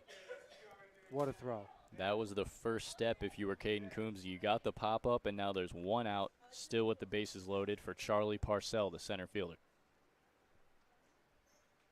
First pitch to him. Curveball, dropped it in, back door for the strike. There's the Caden Coombsy we're used to seeing. See if he can keep rolling here. Keep that confidence high. Getting that first out could have been big. 0-1. Fastball outside, ball one. All right, chase pitch. Just try it. 1 ball, 1 strike to Charlie Parcell. Still with the bases loaded. Here's the pitch. Great frame attempt from Matt Santana. Lifted a little too far outside. 2 balls, 1 strike. Not trying to jinx anything, but it's nice to see the weather is at least holding up right now. There was a chance of rain and thunderstorms tonight, but so far it's stayed away. As that one's chopped foul down the left field line, and it's a 2-2 count for Caden Coombsy working against Charlie Parcell. Caden Coombsy wearing down these hitters almost by making them foul it off. Or it goes both ways here. Why not? Couple of shakes on the signs there from Caden Coombsy, and now here's the 2-2. Fastball in the dirt, knocked down by Matt Santana just enough to keep Jake Traynor at third base. I thought he was going to go. Still got a decent ways away from Santana, but at that point, Caden Coombsy was covering the bag. I don't think it would have been very wise for Jake Traynor to try for home there. But now it's a full count with the bases loaded. If he can get this is a big, big, big out for him. Fastball down the middle, and this one shot. It's pulled fair down the line and right. Foul. And no, they're going to say it's called a foul ball. That is massive. John Connors reacted like he thought that ball was fair. Ooh. As did the runners. And you can see Charlie Parcell asking the umpires. He thought that ball was fair as well. But it's going to be a foul ball. We're going to see another chance at a 3-2 here And that hit would have broken the game open. As that was all the way to the wall, that would have scored 2 at least. That is big. See if Caden Coombsy can come back here. Oh, my goodness. This is still a tough situation. He gets another chance, but that break in the game, that little bit of break in focus, and you got to come back to a full count and make a good pitch here to Charlie Parcell. Oh, I thought that was fair. That was really close. Oh, goodness. 3-2 from Caden Coombsy. Fastball, low and inside, ball 4, and that'll walk a run home. Still 1 away, and it's 3-0 Orioles. Got number 26 in the bullpen for the Corndogs. That'll bring up the DH, Aaron Holland, to the plate. Couple of flyouts on the day so far. See what he can do in his first AB against Caden Coombsy. First pitch to him. Big swing on the high fastball for strike 1. Caden Coombsy gets ahead there. Looks like Jake Tomitz is warming up for the Corndogs. Lefty. Jake Tomitz, we've seen him been pretty consistent all year and last year for the Corndogs, as that fastball is high and inside for ball 1. One of the best relief pitchers for the Corndogs we've seen this season. 1-1 here.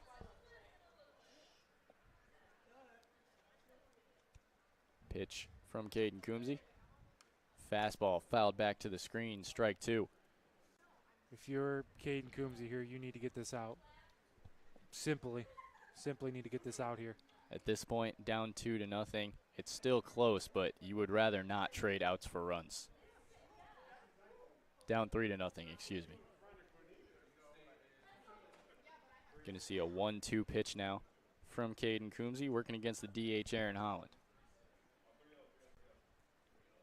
That pitch, that one gets by Santana. Runner goes from third, scores easily. And now it's 4-0 with runners on second and third and a 2-2 count on the wild pitch from Caden Coombsy. This inning has been gotten away from the Corndogs. And I'm assuming we're going to see Cade Walker back out there. And you got to break his shell. Hudson Williams, the speed from third base, scored easily on that. And now it's second and third on a full count. So that one's popped into right. That will get out of play. What a hustle there by Jack Salzider out there in right field, yeah. Getting all the way to the fence before that ball hit the ground. That's just how fast he is. Showing off that speed. But Aaron Holland fouls off a pitch to stay alive. Oh, what's... Not sure what that was. Umpire said something to Caden Coombsy there. But here's the 2-2. A little confused on that one. Pitch swung on and missed. What you Big need. fastball from Caden Coombsy to get the second out of the inning, and now there's 2 away with runners on second and third. Big out there for Caden Coombsy and the Corndogs. Hoping now to get another out to end this inning. Jackson Springs gonna come to the plate. Still a big spot if you're the Orioles. A couple more runs can't hurt you here. Second and third as he puts that fastball outside and in the dirt for ball 1. Springs looking to break this game open here. If it hasn't been already. 1-0.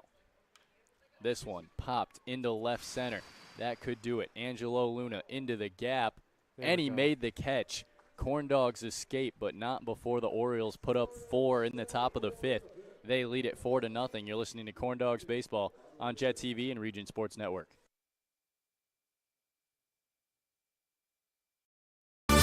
Experience and personal service of Centir, Indiana's largest private family-owned bank. For more information, go to centir.com. At Strachan Van Til, we believe grocery shopping should be simple. Now, shopping is easier than ever with our new and improved website. Find what you need fast. Browse your favorite products, add them to your cart, and check out in just a few quick steps. Choose between convenient in-store pickup or let us handle the heavy lifting. From our shelves to your doorstep. Skip the lines, shop your way, and spend more time on what matters most. With our rewards program, enjoy incredible savings and personalized offers every time you shop. Shop online now at strachanvantail.com or download our app today.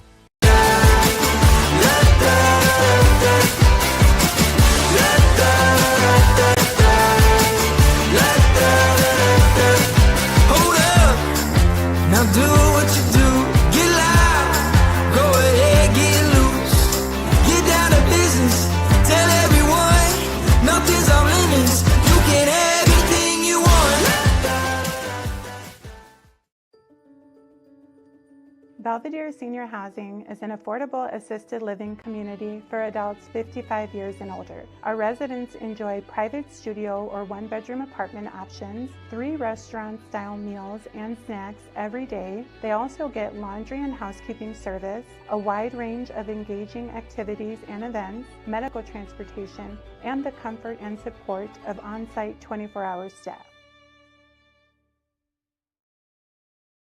Headquartered in Maryville, Indiana, Centier Bank continues to play a pivotal role in every community we serve. Beginning with a single location in 1895 to serving 13 counties across Indiana, Centier Bank has championed a workplace of community building, philanthropy. Welcome back to Legacy Fields. We are here in the bottom of the 5th. Corndogs now down 4-0, and it's going to be Jackson Petchke leading it off for the Corndogs. If you're you see Cade Walker back out there, you gave him a 4-run lead. That's probably one of the most dangerous things you can do right now. He's been dealing, simply. 0-0 pitch inside to Petchke for ball 1. Although we have been saying that we think he pitches really good under pressure, 4-run lead, there's not quite as much pressure. Yeah. So he could get a little relaxed here. Maybe that's just my wishful thinking. Yeah. I'm going to wishfully think with you. He gets that one on the inside for strike 1 to Petchke, and it's a 1-1 count. If you're the Corndogs, this approach to this inning, just get a run. Get 2 runs. That's all you need right now. 1-1, fastball way outside and low, ball 2. Just crack them. You need to start cracking them here. Get 1 to keep the game close. Worry about the rest later. 2-1.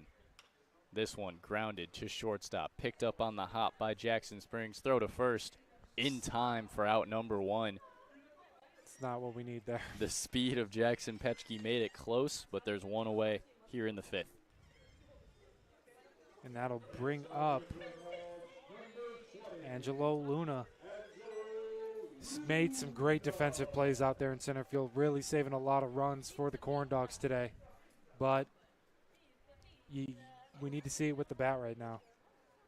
0-0 pitch. Fastball on the outer half for strike 1. And he did not like that call at all. You can just see by his body language. 0-1 pitch from Cade Walker. That one shot hard, but foul into right field.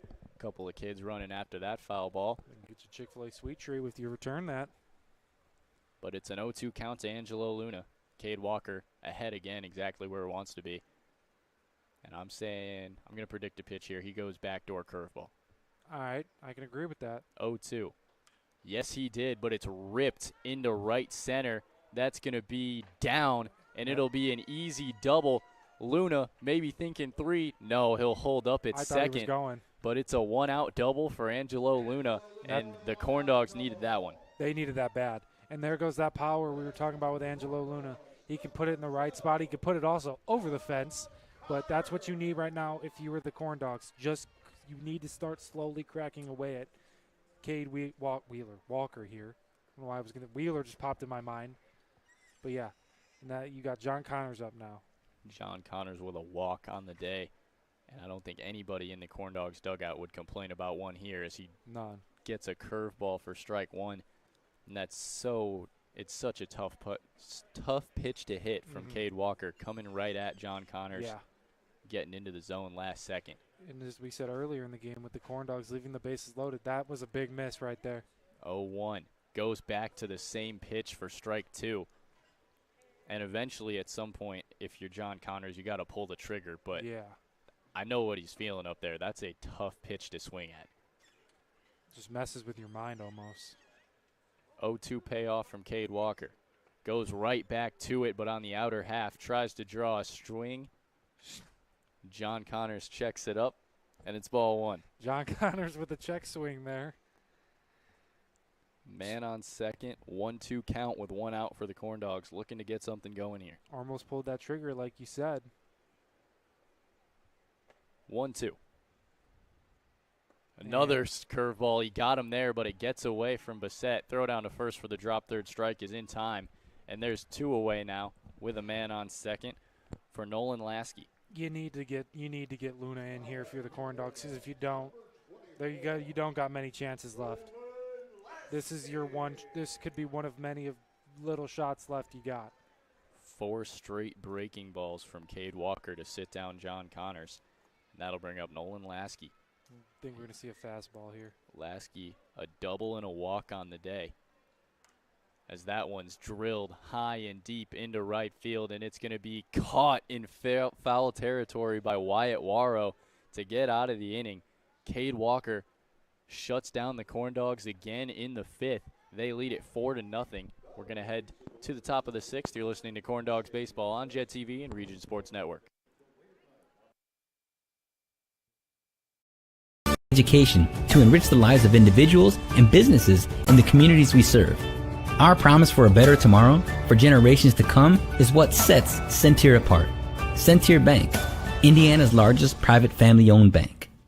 Armed with a rich history of family ownership and a workforce that's committed to putting people first, Centier Bank fosters a workplace of community building, philanthropy, and financial education. A long-lasting legacy of family ownership dedicated to generations of clients is what sets Centier apart. Trust the integrity, experience, and personal service of Centier, Indiana's largest private family-owned bank. For more information, go to Centier.com. At Strachan Van Til, we believe grocery shopping should be simple. Now, shopping is easier than ever with our new and improved website. Find what you need fast. Browse your favorite products, add them to your cart, and check out in just a few quick steps. Choose between convenient in-store pickup or let us handle the heavy lifting. From our shelves to your doorstep. Skip the lines, shop your way, and spend more time on what matters most. With our rewards program, enjoy incredible savings and personalized offers every time you shop. Shop online now at strachanvantil.com or download our app today.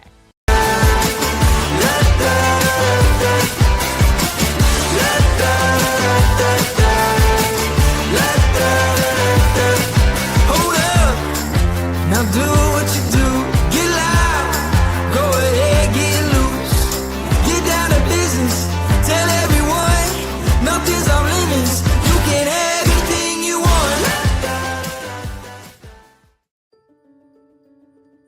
Belvedere Senior Housing is an affordable assisted living community for adults 55 years and older. Our residents enjoy private studio or one-bedroom apartment options, 3 restaurant-style meals and snacks every day. They also get laundry and housekeeping service, a wide range of engaging activities and events, medical transportation, and the comfort and support of on-site 24-hour staff. Headquartered in Maryville, Indiana, Centier Bank continues to play a pivotal role in every community we serve. Beginning with a single location in 1895. Welcome back to Legacy Fields. I'm Tate Hildebrandt, joined by Mason Waters. What's up? Corndogs down 4-0, and we're going to see a little bit defensive substitution here. Billy Jones, who was originally slated as the second base starter today for the Corndogs, is going to sub in for Max Finn. Yeah, Caden Coombs's still going to take the mound, and he's going to face Cody Freitas. He throws ball 1 outside there. Thought possibly we would have seen another pitcher come in this half of the inning, but they're going to stick with Coombsy here.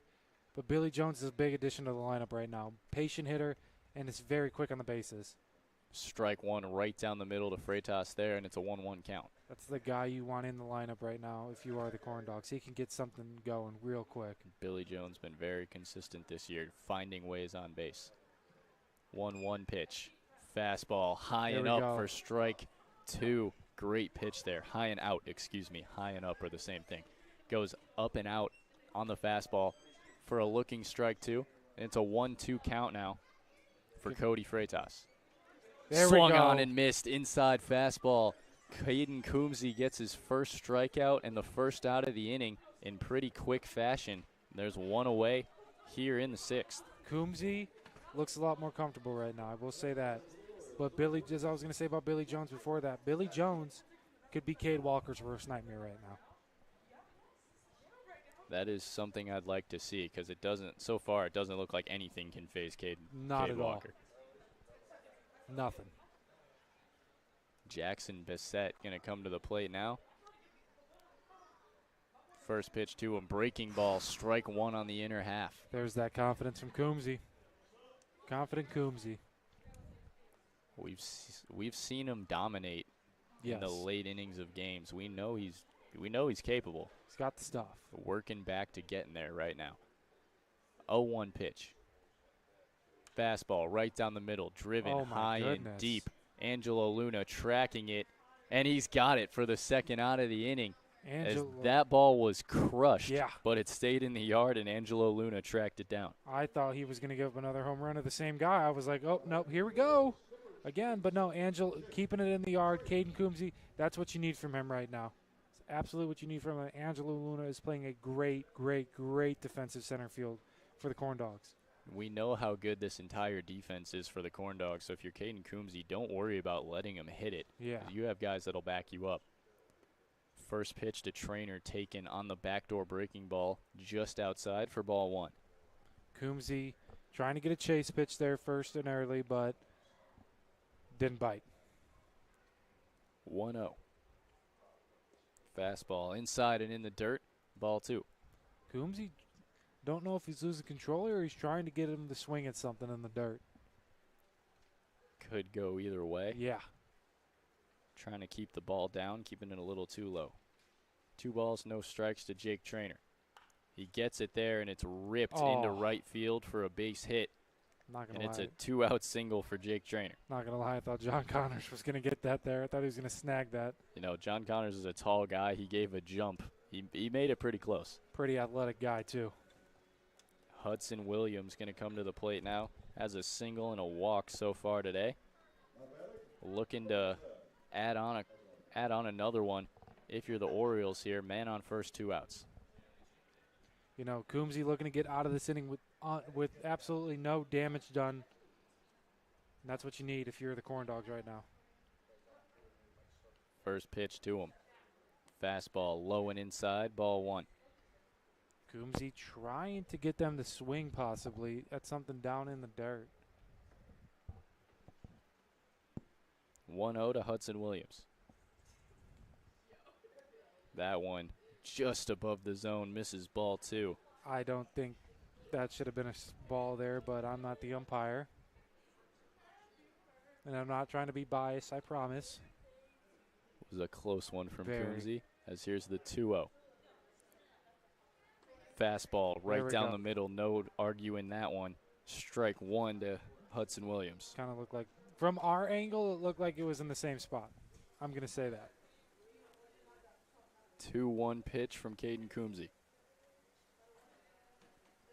Swing and miss. That's the pitch he's looking for. Yeah, we're going to pick up our second Deuces Wild of the game. Only second, and we're in the top 6th inning. We're top of the wow.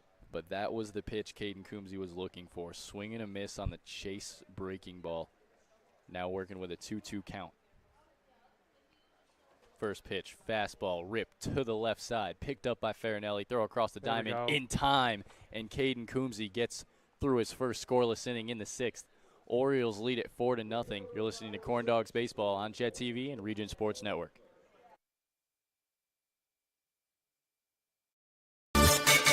To serving 13 counties across Indiana, Centier Bank has championed a workplace of community building, philanthropy, and financial education to enrich the lives of individuals and businesses in the communities we serve.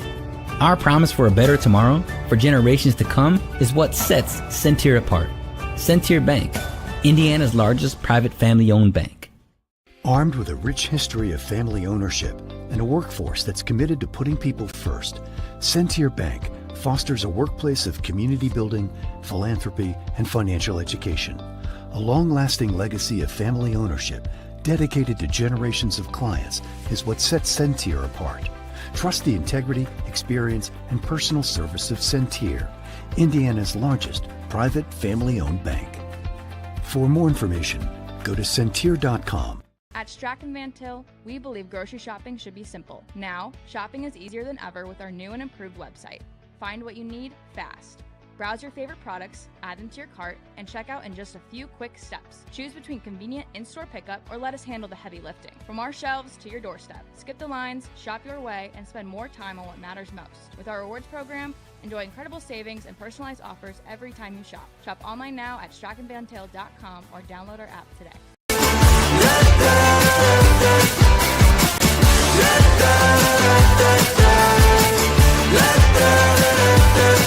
Hold up, now do what you do. Get loud, go ahead, get loose. Get down to business.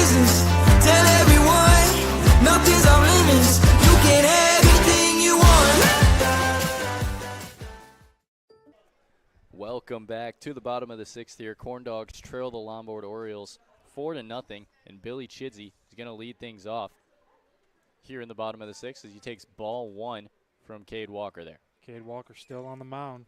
Got a bleed. He's cruising right now. Absolutely on cruise control. 1-0 pitch. That one just in the dirt, ball two. Billy Chidsey could be trying to work something here. We've seen Cade Walker start out like this before and then come back and surprise us. 2-0 to Chidsey. Fastball just below the zone. You can tell he kind of wanted that one. Yeah. But Chidsey works a 3-0 count. If I could pick a player of the game right now, then I can't pick any. I'm going to pick Cade Walker. I have to. So far. 3-0. Gets the breaking ball, on the outer half for strike one, and it's a 3-1 count. It's the pitch he wanted, and he got it. I imagine Chidsey was taken all the way there. Yeah. Walker made him pay. Is that one inside, and we're going to see maybe the first sign of weakness in a while for Cade Walker. And there's a man on first with nobody out for Matt Santana. And this is the guy you want up right up. It's the guy you want up right now. Excuse me, I was talking a little too fast, stumbling over my words, but Matt Santana is the guy you want up right now. Matt Santana with a single so far today as he takes that up and out for ball one. Product of Lake Central High School in St. John, Indiana. Not too far from here. 1-0 pitch to Santana. That one in the dirt. Chidsey will hang out at first, but it's 2-0. This is the first sign of weakness, as you said, we've seen from Cade Walker in a long time. Wonder if he's getting tired. Doesn't surprise me. I mean, it's hot out there, and he has been throwing good baseball. Haven't yet seen the pickoff move, as that one's chopped back over the screen by Santana for strike one. Make it a 2-1 count. Corndogs haven't had a ton of base runners on first base for Cade Walker to worry about. That's a good thing if you're Cade Walker. So far, the deterrent just seems to be that he's left-handed. Haven't seen almost any steal attempts from the Corndogs, as that one is bounced to the left side. Throw to first, throw to second. I mean, gets away from Hudson Williams. Billy Chidsey going to third. Good throw from Wyatt Warrow and right to make it close. But now we have first and third on the air by Jackson Springs, the shortstop. And this is where you want to be if you're the Corndogs right now. You have Cade Walker in a prime spot to just be inconsistent, but we've noticed he pitches better under pressure. He's got a runner in scoring position, and they got a 4-run lead. And we are going to see the first at-bat of Billy Jones today. Billy Jones coming in for Max Finn, looking to make something happen here. Like we said, he has been very consistent this year. Takes the first breaking pitch he sees, backdoor curveball for strike one. Very interested to see this at-bat from Billy Jones, because Cade Walker is just being a dog, and Billy Jones is a dog, so dog-on-dog action. That sounds bad. Runner thought we were going to see Santana break for second. He holds up. It's a 1-1 count. You know, Billy Jones, one of the most prime and best hitters in this Corndog lineup all season, simply just not going to swing at anything outside of the zone, to put it kindly. 1-1, bounce back up the middle, picked up from Walker, throw to second in time to get Santana. It'll still be first and third now with one out, and I think it was pretty well advised to hold Billy Chidsey up at third. Yeah, I didn't see him going whatsoever, but Cade Walker trying to hit back to him again. He tried to turn two. He got it the first time. Why not try it again? Jack Salzider coming to the plate now. Has two singles on the day today. Been Cade Walker's kryptonite almost. That would be a big single here as he takes a big swing on that curveball for strike one. And he knew it too. Just the way he swung.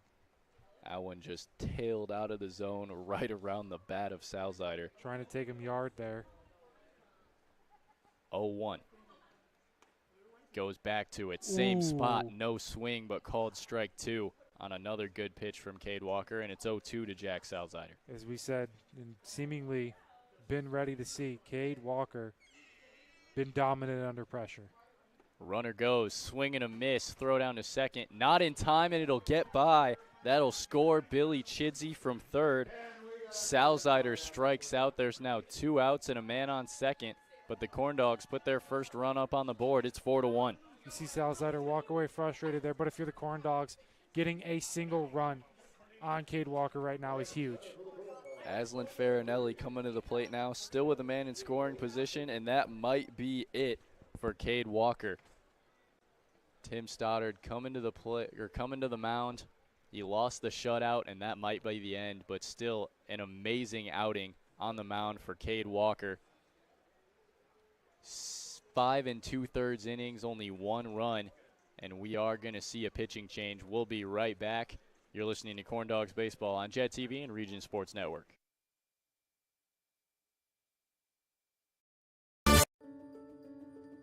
Belvedere Senior Housing is an affordable assisted living community for adults 55 years and older. Our residents enjoy private studio or 1-bedroom apartment options, 3 restaurant-style meals and snacks every day. They also get laundry and housekeeping service, a wide range of engaging activities and events, medical transportation, and the comfort and support of on-site 24-hour staff.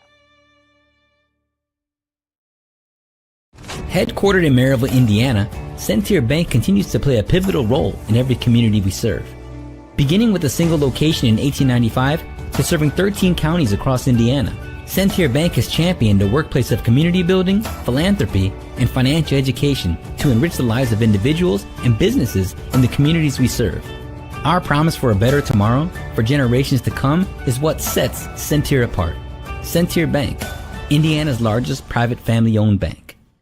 Armed with a rich history of family ownership and a workforce that's committed to putting people first, Centier Bank fosters a workplace of community building, philanthropy, and financial education. A long-lasting legacy of family ownership dedicated to generations of clients is what sets Centier apart. Trust the integrity, experience, and personal service of Centier, Indiana's largest private family-owned bank. For more information, go to Centier.com. At Strachan Van Til, we believe grocery shopping should be simple. Now, shopping is easier than ever with our new and improved website. Find what you need fast. Browse your favorite products, add them to your cart, and check out in just a few quick steps. Choose between convenient in-store pickup or let us handle the heavy lifting. From our shelves to your doorstep. Skip the lines, shop your way, and spend more time on what matters most. With our rewards program, enjoy incredible savings and personalized offers every time you shop. Shop online now at StrachanVanTil.com or download our app today.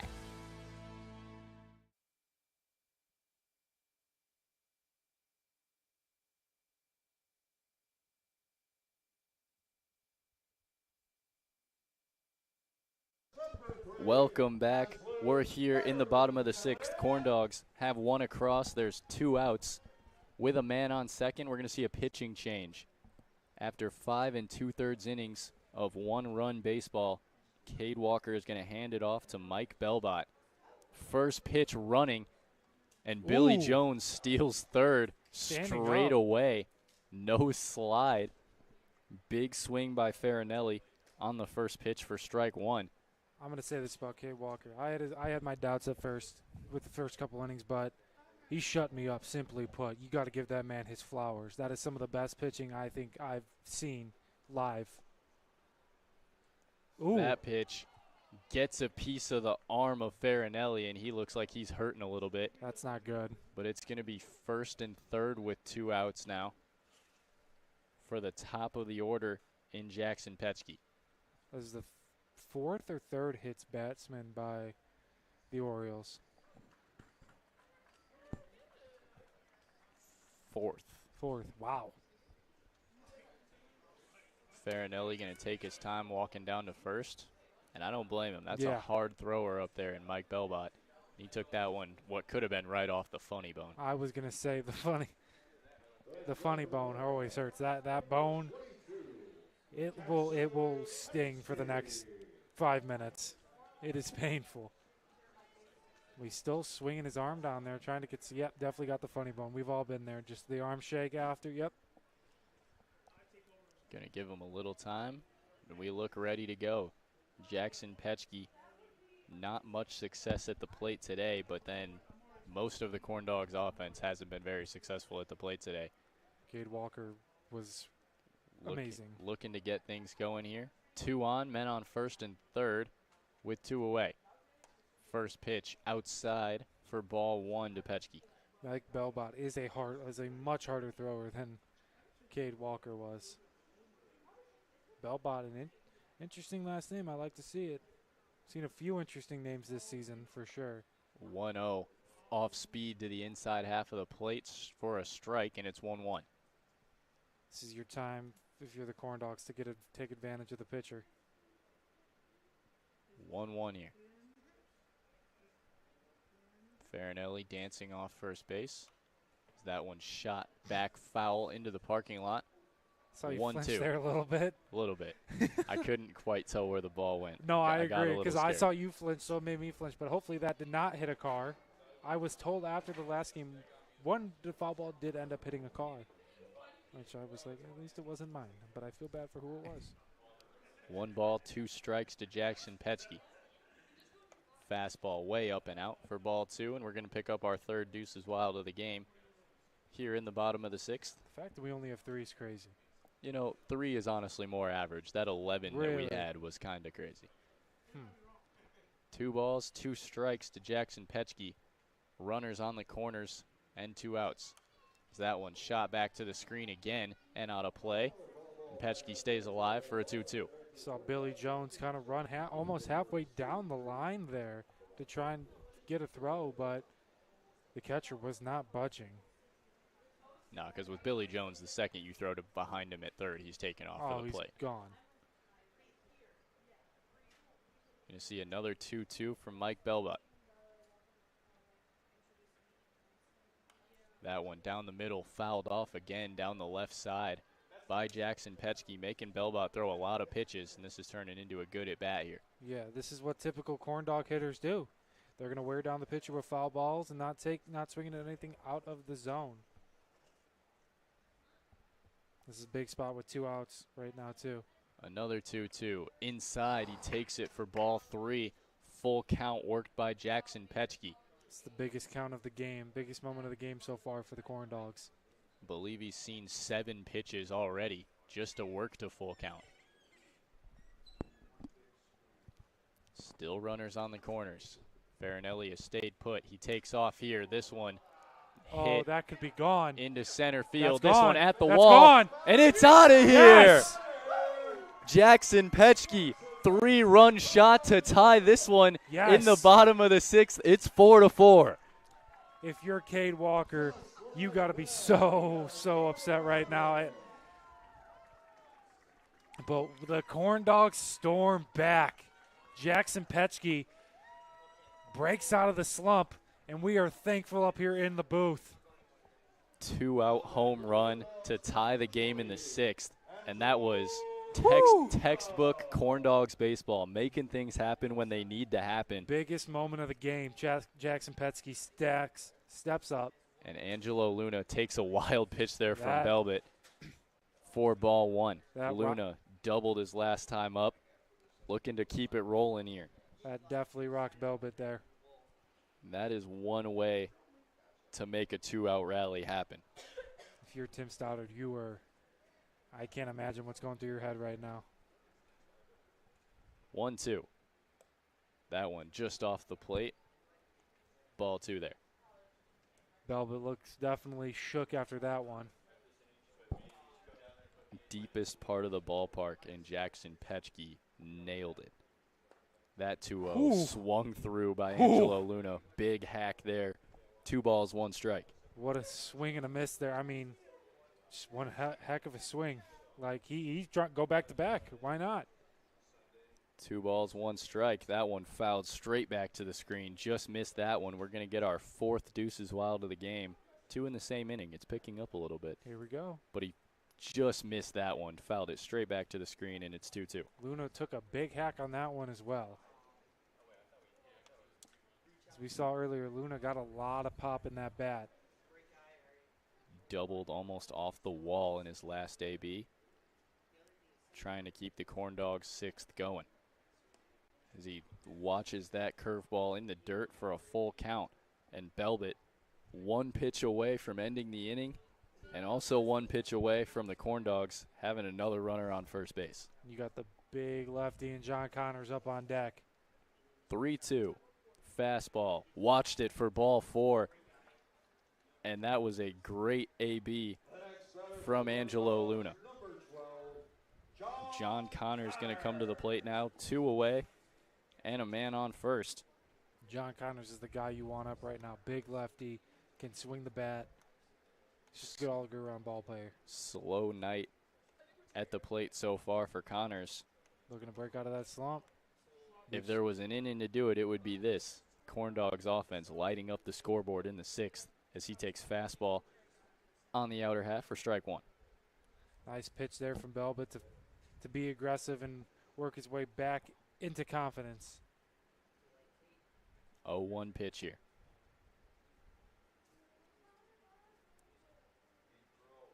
Way outside, easy take for ball 1 to Connors. Belbit, he throws hard. He's just a little wild. Doesn't got as much control sometimes. 1-1 with a man on first, 2 away here in the bottom of the 6th. Runner on first and Angelo Luna. That one outside Same again. spot. Easy take, ball 2. He's losing control of that fastball to the outside half of the plate to the lefty. As we said, with the humidity, I'm sure his palms are definitely sweaty. 2 balls, 1 strike. Checking up on Luna occasionally. Here's the 2-1. Fastball in the dirt. Okay. Ball 3 to Connors. I thought he was going to call that there, I'm going to be honest. Got Nolan Lasky on deck, the designated hitter this evening. Lasky with a double and a walk so far. As here's the 3-1 to Connors. Big swing, good change up there to work a full count. That one broke away from Connors, even being a righty. Nice way to change speeds there if you're Mike Belbit to mess up John Connors' timing. Now once again, 1 pitch away from getting out of it and 1 pitch away from having 2 on and 2 out. Runner goes, and he takes ball 4 on the outer half again. Another walk from Mike Belbit, and it's first and second for the DH, Nolan Lasky. Good. You putting these two back-to-back in the lineup, between John Connors and Nolan Lasky, it's just dangerous. It's a power threat. Power threat, power duo. Nolan Lasky, men on first and second, 2 outs. Corndogs just looking to keep rolling here as they've jumped on Mike Belbit so far. And we'd love to see it up here in the booth. 0-0, fastball, outer half. Maybe the first fastball, or the hardest fastball, definitely not the first fastball. Hardest fastball we've seen all night from Mike Belbit, and he painted that one on the outside corner. It was a beautiful fastball there. 0-1. That one popped up down the right field line. It's going to get out of play, but it's strike 2 to Nolan Lasky. Lasky down quick, 0-2 here. See how fast Mike Belbit can finish it. Belbit is trying to finish it fast right now after giving up that 3-run homer. Here's the 0-2 payoff. Checking back up on Luna. This one there it is. Laced into left center. It's a base hit. Angelo Luna coming to the plate, and it'll score another one. Corndogs lead it 5-4 on the single from Nolan Lasky. And the Corndogs have the lead. What a good piece of hitting there from Nolan Lasky. As we said, he's just a good, great hitter almost. Not almost, he is a great hitter. And he proved it there, just slapping it right into the right center gap. John Connors stands on third now. This is a big, big, big inning for the Corndogs. This is what they needed. They're never really out of the fight, if you ask me. Absolutely. Billy Chidsey coming up for his second at-bat of the inning as he takes strike 1 on the outer half from the fastball from Mike Belbit. Corndogs bat around in the 6th. They've got 5 so far. They lead it 5-4. What a game so far for the Corndogs. 0-1 from Belbit. Change up again. That's a good pitch. Comes in on the hands of Billy Chidsey and tails back to the zone. 0-2 now. Belbit trying desperately to navigate out of this one. Chidsey really crowding that plate as a lefty. 0-2 leaves it up and out. Ball 1. Thought we were going to see Chidsey swing on that almost. That's a good competitive pitch on Yeah. 0-2 from Mike Belbit. Try Very to go good. to the high fastball, draw a swing. Most likely they're not going to hit that. Never. If One. they do, they're just a better hitter. Yeah. 1-2 pitch. Way inside, Ooh. rings him up. Another changeup from Belbit gets him out of the inning by striking out Billy Chidsey. But the Corndogs throw up 5 in the bottom of the 6th to take the lead 5-4. We'll head to the Orioles top of the 7th. You're listening to Corndogs Baseball on Jet TV and Region Sports Network.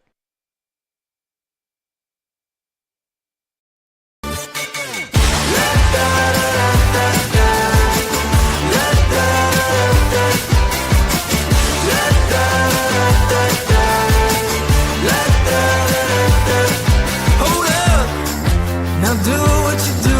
Get loud, go ahead, get loose. Get down to business, tell everyone nothing's off limits. You can have anything you want.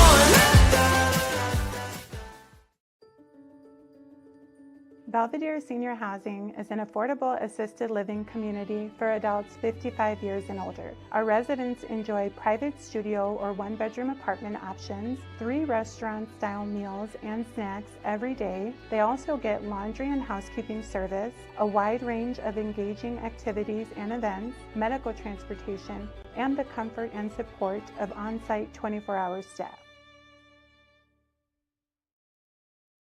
Headquartered in Maryville, Indiana, Centier Bank continues to play a pivotal role in every community we serve. Beginning with a single location in 1895 to serving 13 counties across Indiana, Centier Bank has championed a workplace of community building, philanthropy, and financial education to enrich the lives of individuals and businesses in the communities we serve. Our promise for a better tomorrow for generations to come is what sets Centier apart. Centier Bank, Indiana's largest private family-owned bank. Armed with a rich history of family ownership and a workforce that's committed to putting people first, Centier Bank fosters a workplace of community building, philanthropy, and financial education. A long-lasting legacy of family ownership dedicated to generations of clients is what sets Centier apart. Trust the integrity, experience, and personal service of Centier, Indiana's largest private family-owned bank. For more information, go to centier.com. At Strachan Van Til, we believe grocery shopping should be simple. Now, shopping is easier than ever with our new and improved website. Find what you need fast. Browse your favorite products. Welcome back to Legacy Fields. We're here in the top of the 7th. Corndogs took the lead in the 6th, 5-4. We're going to see Caden Coombsy go out for another inning of work. His first adversary going to be Wyatt Warrow. So he drops in that pitch for strike 1 to get ahead. Coombsy really looks more comfortable up on the mound. Now he's got a lead. He gave up the lead. Now he's got the lead. What a turnaround for Coombsy. 0-1 here. Fastball right down the middle, taken for strike 2. Wyatt knew he should have swung at that there. Immediately after it was called a strike, you saw him look down. Might have been sitting off speed there because that was right down the middle and he just watched it. Off speed here. 0-2. Nope, I was off. No, that was a curveball. Oh, it was? In the dirt for ball 1. Me. Just the way he wound it up, I'm like, nope, I was wrong. 1-2 count now, working against Wyatt Warrow. There's the pitch. Fastball grounded to second base. Picked up by Billy Jones. Throw to first in time, and there's 1 away in the 7th. Billy Jones taking his time with that throw, letting Wyatt get down the line almost. Not almost, he did. Jonathan Fleek coming to the plate now. Has a single on the day so far. What a last name. Fleek. Never heard that. Wasn't that like a saying growing up, Fleek? I have no idea. I swear somebody said that I swear, might have just been in my school, but I swear I've heard that before. As this one ripped to the left side, and it's going to get through Aslan Farinelli at first base. It'll be a single with one out. Oh, we got past. For Mike Fleek. Got past the shortstop there, but Farinelli almost made a great defensive stop there. Great effort there from Farinelli, but that ball got on him in a hurry. Yeah. That'll bring up Charlie Parcell with one out and one on. I'll talk about a baseball name. Charlie Parcell. Parcell. First pitch to him. Painted fastball on the outer half to the lefty. 0-1. Beautiful pitch there from Coombsy. 0-1 pitch to Charlie Parcell. Coombsy checking up on the runner at first. Backdoor curveball popped him up. Petchke underneath it in left. And now there's two away, still with the man on first. For the DH, Aaron Holland. And Caden Coombsy looking pretty comfortable here. Yeah, Coombsy came in, gave up that home run, kind of killed his confidence, came out the next inning, dominated, came out this inning, let up a hit, yeah, but looking still dominant this half of the inning. First pitch to Aaron Holland. Fastball right down the middle, taken Beautiful for strike pitch. one. Beautiful that pitch there from Coombsy. And I think that's where you got to live if you're Caden Coombsy. First pitch fastball, put it in the zone. Either they hit it or they don't. They're not touching it right now. 0-1 pitch to Aaron Holland. Oh, he's going. Runner goes. Throw down from Santana. Off the mark. It'll be a stolen base for Jonathan Fleek. Man on second and a 1-1 count. Fleek got a great jump there. He got a great jump there simply. It was just because I saw him moving back and forth, and then I was like, oh, he's going, and then took off. Not often that you see a stolen base on Matt Santana. Not at all. Coombsy will step off. Him and Santana going to try and get on the same page here. Little mound meeting between the two. Looks like they're going to talk about Fleek over there at second. Still working on a 1-1 count to Aaron Holland with two away. You say two outs, they might not be super worried about Jonathan Fleek back there. Just focus on the hitter. Yeah. Get him to put something in play. Make a play and get out of it. 1-1 in the dirt, and it gets past Santana. Jonathan Fleek will move to third on the wild pitch. 2 balls, 1 strike. Now you got to worry about Jonathan Fleek here. Now you have to worry about the base runner. 2-1 here working against Aaron Holland. Seen some things get past Matt Santana tonight. Not really what you see ever out of Santana. 2-1. This one popped back over the screen on the high fastball, working to a 2-2. That's going to be our 5th deuces wild of the game here in the top of the 7th. Picking it up now. Yeah, on a little bit of a roll. Yes. Caden Coombsy looking to get out of this inning. 2-2. Let's get to the stretch, Coombsy. Come on. Fastball spiked it in the dirt. Good block from Santana. I thought Fleek was going to go. I really did. I don't know why. Just something in me thought he was going to go. 3-2. Biggest spot of the game for sure. You definitely don't want to walk here, but first base is open. A walk doesn't necessarily kill you. I agree. 3-2 pitch coming from Caden Coombsy, working against the designated hitter Aaron Holland with 2 outs here. Here's the pitch. Fastball swung on and missed in the dirt. Oh, did he get foul? No, he tipped it into the dirt.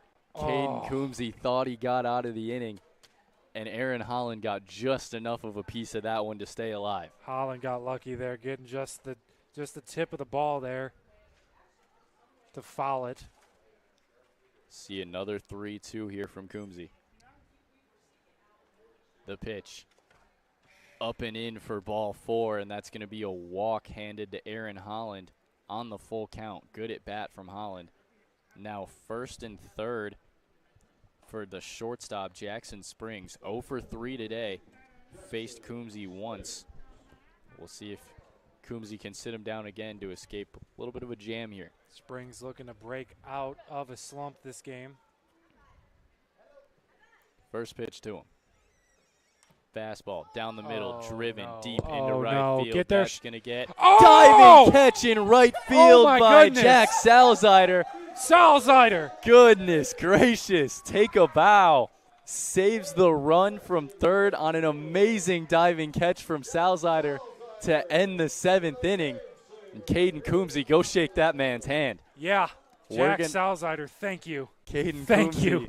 holds the Orioles to nothing in the top of the 7th. We're going to head to the bottom of the 7th. Corndogs still lead at 5-4. You're listening to Corndogs Baseball on Jet TV and Region Sports Network.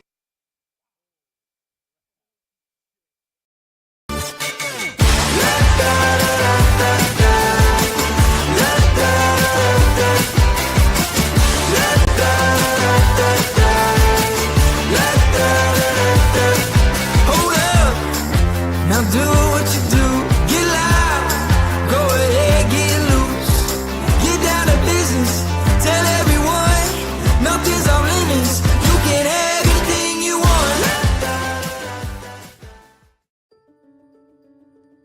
Belvedere Senior Housing is an affordable assisted living community for adults 55 years and older. Our residents enjoy private studio or one-bedroom apartment options, 3 restaurant-style meals and snacks every day. They also get laundry and housekeeping service, a wide range of engaging activities and events, medical transportation, and the comfort and support of on-site 24-hour staff. Headquartered in Maryville, Indiana, Centier Bank continues to play a pivotal role in every community we serve.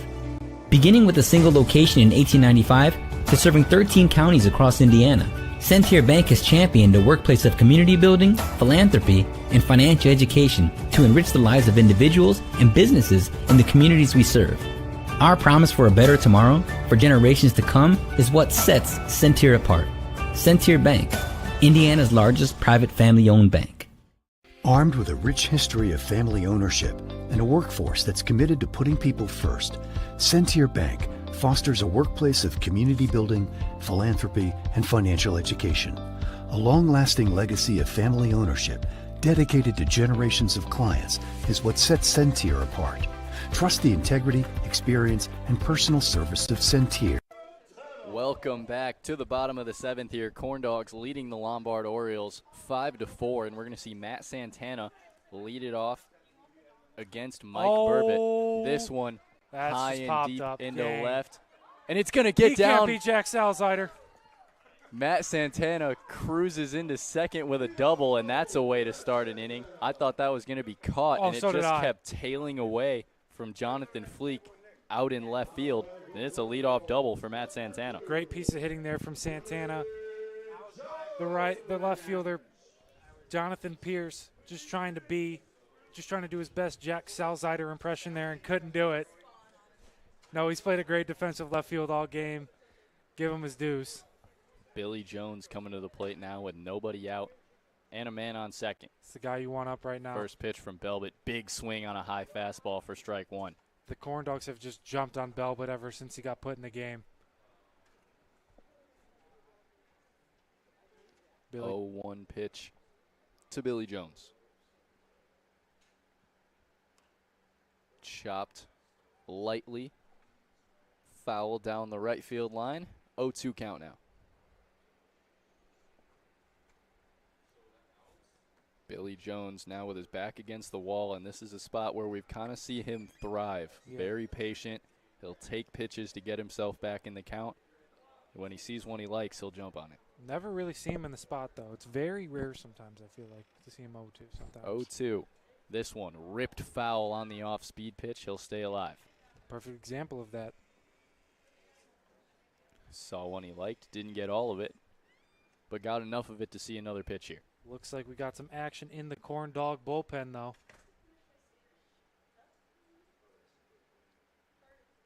Oh, 2 pitch from Belbit. Trying to get out of here.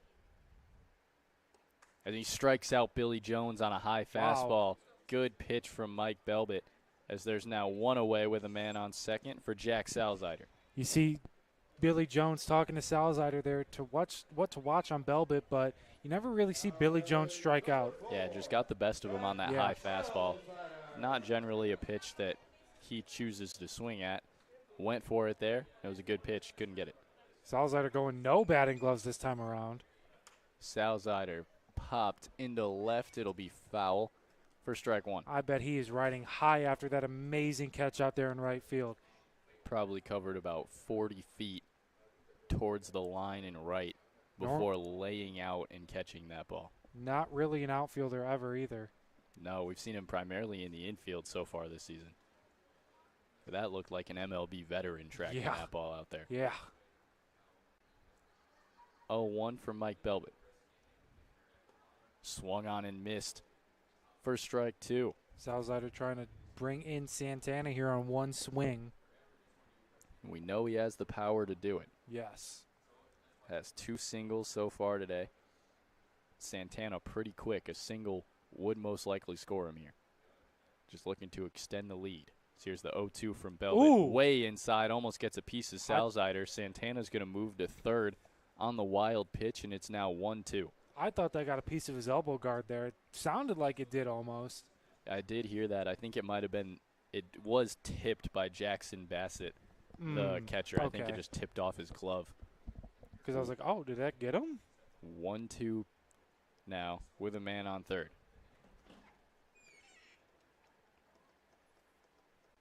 Payoff pitch from Belbit. Way outside.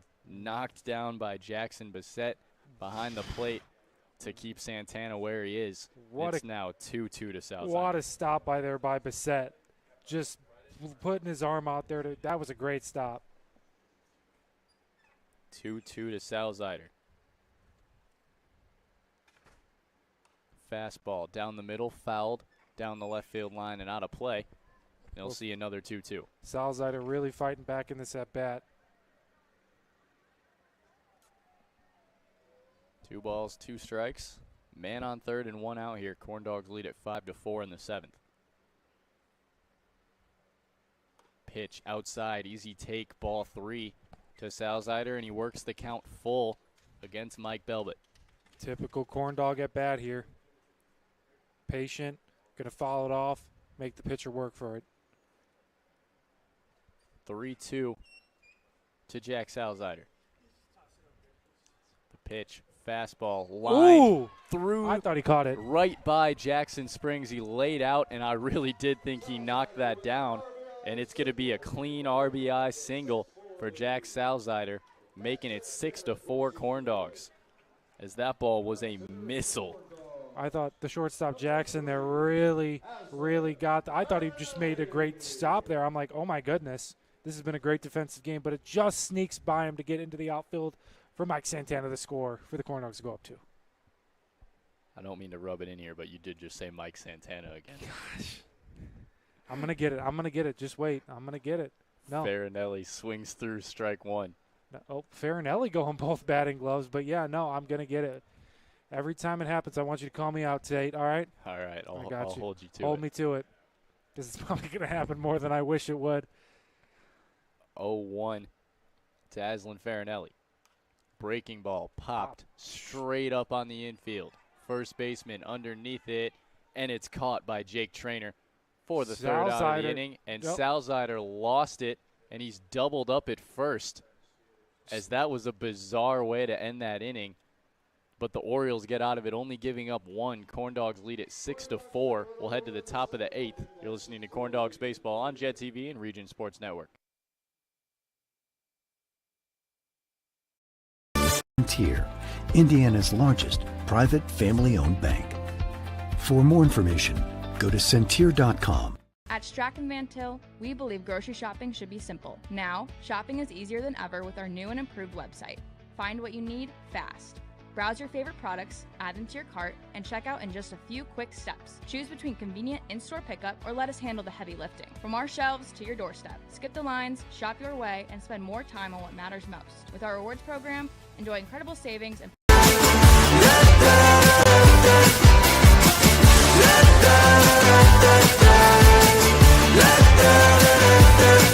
Hold up, now do what you do.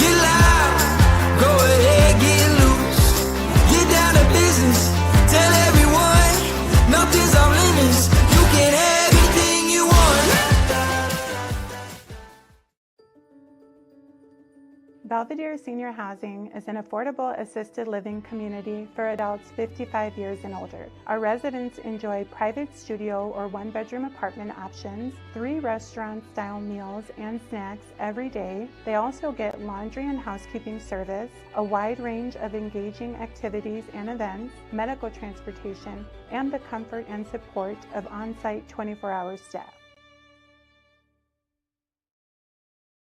Headquartered in Maryville, Indiana, Centier Bank continues to play a pivotal role in every community we serve. Beginning with a single location in 1895 to serving 13 counties across Indiana, Centier Bank has championed a workplace of community building, philanthropy, and financial education to enrich the lives of individuals and businesses in the communities we serve. Our promise for a better tomorrow for generations to come is what sets Centier apart.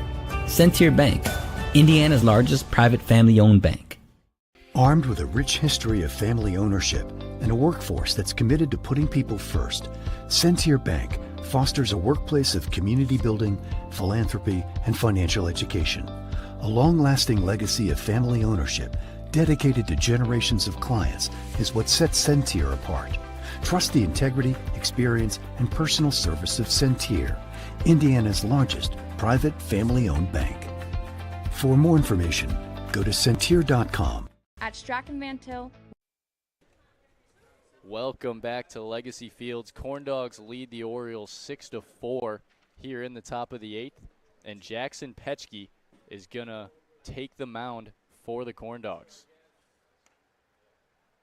Just misses outer half to Cody Freitas there for ball 1. The left fielder coming in to pitch. We don't know who was exactly put in left field right now, but when we get that information, we will tell you. 2-0 here from Petchke, working quickly. Misses outside there. Quick ball 3. Excuse me, we have a substitution here. This is Will Potter batting for the Lombard Orioles. 4 straight balls to Will Potter. And it's a leadoff walk for the Orioles. 4-pitch walk. That'll bring up the catcher, Jackson Bissett. And we're going to see how quickly Jackson Petchke can settle in here. None of those pitches were particularly super far off the plate. But he's got to rein him in a little bit here. We got Jackson versus Jackson here. 1 lefty, 1 righty. First pitch to him. Same spot, missing just a little off the corner to these righties. Bissett played a great defensive catcher today. 1 ball, no strikes. Misses high there, brought it back across the plate, but missed it up. 2 balls, no strikes. If we have any hockey fans listening right now, the Florida Panthers are more than likely going to win the Stanley Cup. 2-0 count. Misses high and outside again. Ball 3 to Jackson Bissett. 6 straight balls so far? 7. 7 straight balls. 3 balls, no strikes. Jackson Petchke looking to settle in here. Gets there one there, drops it in over the middle for strike 1. Petchke looking a little more comfortable hopefully now. Bissett was taken on that. No matter what. But maybe that'll give Petchke the confidence just to see one get in the zone. We got some action again in the Corndog bullpen. 3-1. Misses high and up. Another walk for Jackson Petchke, and it's first and second with nobody out for the first baseman, Jake Traynor. This is not a good spot for the Corndogs. Got your 2-run lead, and if you have anything to say about it, you would like to keep that 2-run lead. Yeah, because these Orioles can hit. Jake Traynor, with a single and a walk on the day, and he'd take either one of those right now. And he could tie this game with 1 stroke of the bat. Yeah. Gonna square around a bunt. Takes the first pitch outside for ball 1. That was not what I was expecting. Jake Trainer, big guy with a lot of power, hits the ball very hard. And, yeah, I was not ready for him to square around there. Maybe just doing it to mess with Petchke, but no, he'll go again here. He lays it down. Bunt. Beautiful bunt down the third baseline. Throw to first. Gets away from Billy Jones. That'll score one. It's going to. Cody Freitas is going to score, and Jake Trainer is going to head on down to second. And that was a great bunt from Jake Trainer. Beautiful bunt. Would not expect a bunt from that big of a hitter. No, but scores one for the Orioles, and it's now 5-6 with men on second and third.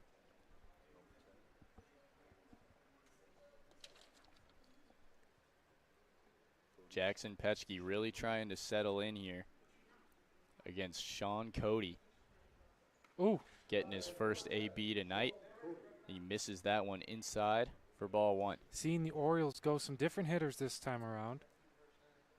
Getting late in the game, trying to get their guys some looks at the plate. So here's the pitch. Petchke misses high for ball two. And the Orioles can still win this one. Absolutely. Petchke struggling to find the plate right now. 2 walks and a bunt. Scored one for the Orioles. Now only a 1-run league. Second and third, nobody out. He misses that one in the dirt, and it's knocked down by Matt Santana. 3-0 count to Sean Cody. Wonder when one of the coaches or Matt Santana is gonna go talk to him. Matt the Mike Santana, that's his new nickname. 3 balls, you heard it here. No strikes, and he gets one there, taken right down the middle again. And it's good that he's getting there. Yeah. But he's got to get there a lot quicker than 3 balls, no strikes. Not ideal, but first base is open here. 3-1. Oh, he gets another one there. That one shot back into the screen. Full count now for Jackson Petchke. Petchke, this is the first at bat he's really had the chance to strike somebody out on. We're hoping to see it up here in the booth. It would be a big one. Here's Huge. the pitch. Shot high and foul down the right field line and out of play. Stays alive to see another 3-2 to Sean Cody. Petchke, see if he can come back here, win this battle. He's just got to pound the zone at full count. This one fouls it back over the press box. He stays alive again, and it's still 3-2. Sean Cody being really agitating right now for Jackson Petchke, I'm sure. To Petchke's credit so far, pounding the zone with full count. He's seen 2 full counts already. Hasn't walked him yet. This one, bounce to third base. Farinelli, throw to first. In time to get the first out of the inning. Runners will hold at second and third. Big out. And that is big. You get the out. You don't have to give up any runs for it. And there's one away. Oh, we're going to see a pitching change here possibly. That might be the end. Yep. Of Jackson Petchke. And we'll be right back. You're listening to Corndogs Baseball on Jet TV and Region Sports Network.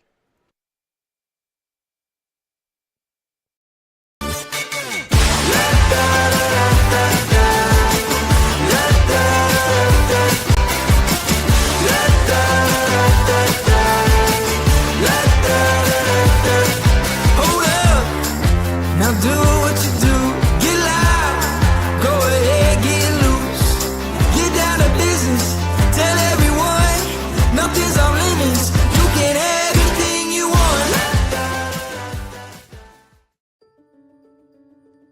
Belvedere Senior Housing is an affordable assisted living community for adults 55 years and older. Our residents enjoy private studio or 1-bedroom apartment options, 3 restaurant-style meals and snacks every day. They also get laundry and housekeeping service, a wide range of engaging activities and events, medical transportation, and the comfort and support of on-site 24-hour staff.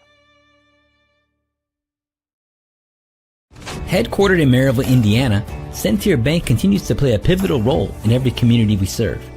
Beginning with a single location in 1895 to serving 13 counties across Indiana, Centier Bank has championed a workplace of community building, philanthropy, and financial education to enrich the lives of individuals and businesses in the communities we serve. Our promise for a better tomorrow, for generations to come, is what sets Centier apart. Centier Bank, Indiana's largest private family-owned bank. Armed with a rich history of family ownership and a workforce that's committed to putting people first, Centier Bank fosters a workplace of community building, philanthropy, and financial education. A long-lasting legacy of family ownership dedicated to generations of clients is what sets Centier apart. Trust the integrity, experience, and personal service of Centier, Indiana's largest private family-owned bank. For more information, go to Centier.com. At Strachan Van Til, we believe grocery shopping should be simple. Now, shopping is easier than ever with our new and improved website. Find what you need fast. Browse your favorite products, add them to your cart, and check out in just a few quick steps. Choose between convenient in-store pickup or let us handle the heavy lifting. From our shelves to your doorstep. Skip the lines, shop your way, and spend more time on what matters most. With our rewards program, enjoy incredible savings and personalized offers every time you shop. Shop online now at strachanvantil.com or download our app today. Welcome back to this game. Corndogs lead a narrow one, 6-5. Jake Thomas takes over on the mound for the Corndogs and is ahead 1-0 on Wyatt Warrow. Jake Thomas coming in a very difficult situation. Goes to a curveball there, leaves it just inside to the lefty. Little lefty on lefty matchup here. Second and third, one out, is the hand that Jake Thomas is dealt to come into this one. Gets a pop-up there. Come on. If it stays in, Lasky's at third. Nolan Lasky's at third, and did he make the catch? No. Dropped in foul territory. Thomas picks up a strike on Warrow. 1-2. John Connors is at third. Nolan Lasky is at first. So we switched it up here. Couple defensive substitutions for the Corndogs, but it's 1-2 to Jake Thomas. Pitch goes outside with the fastball, just misses it. Ball 2, and it's a 2-2 count. See Jake Thomas wearing that black sleeve on his arm. 2-2 to Warrow. Curveball swung on and missed. Big pitch from Jake Thomas to pick up a strikeout and the second out of the inning. Second and third, 2 outs for Jonathan Fleek. It was a big out there for the Corndogs. Huge. Not out of the woods yet. Not at all. Second and third, but 2 outs. Got the toughest part of the order up right now. Jake Thomas hits Jonathan Fleek with the first pitch. Now bases loaded, 2 outs for Charlie Parcell. It's not the greatest thing there, but not the worst. You have first base open. Yep. Charlie Parcell 0 for 4 with a walk tonight. Jake Thomas going to try to deal with him and get out of this inning. Purcell looking to come up in a big way here after being 0 for 4 today. Anything in play on the ground is game-tying potential in this situation. First pitch from Jake Thomas. Beautiful Gets pitch. the outer half for strike 1. Beautiful pitch.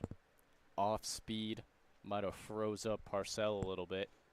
Not a lot of the guys we've seen will open with their off-speed pitch. Not at all. Thomas definitely not afraid to. He goes back to it. It's on the ground. Billy Jones bobbles it, flipped his second, and it's dropped. My goodness. Runner will score from third. Bases are still loaded, and we have a 6-6 tie ball game. Corndogs middle infield just couldn't come up clean on that one. And if you're Jake Thomas, you did your job. Yeah, Jake Thomas did his job there, got the ground ball, but Billy Jones couldn't field it. And then the other Billy actually, Childry, could not hold on to the ball there. DH Aaron Holland to the plate now, took ball 1 from Thomas. Like I was saying, that was a great job of Thomas. Got the ground ball, kept it in the infield. And at some level, you just got to trust your fielders. They didn't come up there. You can't be mad at Thomas there. 2 balls, no strikes now. You got to make that play there if you're Billy Jones. And I'd say about 9 times out of 10 that play is made. Yeah, Yes, 1,000,000% of the way. That one shot deep into right, foul and out of play. It'll be a 2-1 count. Would like to see Salzeider die for that one. For dramatic effect. Of course. 2 balls, 1 strike working against Aaron Holland. 2 outs and the bases loaded. Big spot here. Pitch from Tomitz, drops it in back door. It's grounded foul down to first base. And it's a 2-2 count for our 6th deuce as well to the game here in the 8th inning. Hey, we're picking up. Getting to respectable numbers now. Tomitz, generally pretty efficient at executing. We've seen he has a good breaking ball. He's usually pretty good at getting hitters out as quickly as he can. 2-2 fastball just below the zone, and that, I'll be honest, that looked good from up here. Yeah. It's going to be a full count to Aaron Holland. I don't know if you heard him, but that was minority owner Ralph Forrest screaming, "Got him." We love Ralph here. Very passionate. 3-2 pitch.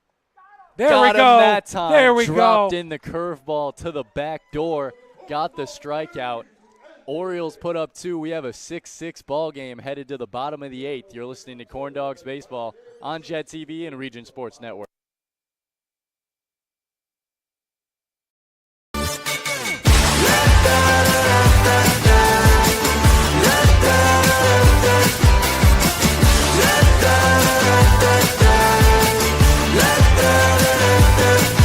Hold up, now do what you do.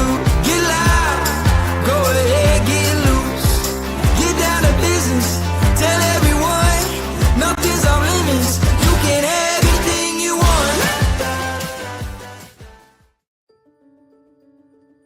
Belvedere Senior Housing is an affordable assisted living community for adults 55 years and older. Our residents enjoy private studio or one-bedroom apartment options, 3 restaurant-style meals and snacks every day. They also get laundry and housekeeping service, a wide range of engaging activities and events, medical transportation, and the comfort and support of on-site 24-hour staff. Headquartered in Maryville, Indiana, Centier Bank continues to play a pivotal role in every community we serve. Beginning with a single location in 1895 to serving 13 counties across Indiana, Centier Bank has championed a workplace of community building, philanthropy, and financial education to enrich the lives of individuals and businesses in the communities we serve. Our promise for a better tomorrow for generations to come is what sets Centier apart. Centier Bank, Indiana's largest private family-owned bank. Armed with a rich history of family ownership and a workforce that's committed to putting people first, Centier Bank fosters a workplace of community building, philanthropy, and financial education. A long-lasting legacy of family ownership dedicated to generations of clients is what sets Centier apart. Trust the integrity, experience, and personal service of Centier, Indiana's largest private family-owned bank. For more information, go to Centier.com. At Strachan Van Til, we believe. Welcome back to Legacy Fields. We are in a tight ball game here, tied 6-6 going into the bottom of the 8th. And Jackson Petchke going to lead things off for the Corndogs. I'm on the edge of my seat right now. Jackson Petchke tying the game earlier. Big spot here. 0-0, good breaking ball from the new pitcher for the Orioles, Wyatt Warrow. Nice pitch there. Breaking ball to the lefty-on-lefty action. Broke that one off over the plate. 0-1 pitch. Goes back to it, just low, under the zone, ball 1. Petchke thought about swinging there. Good check by Petchke. It's a tough pitch to hit. Definitely.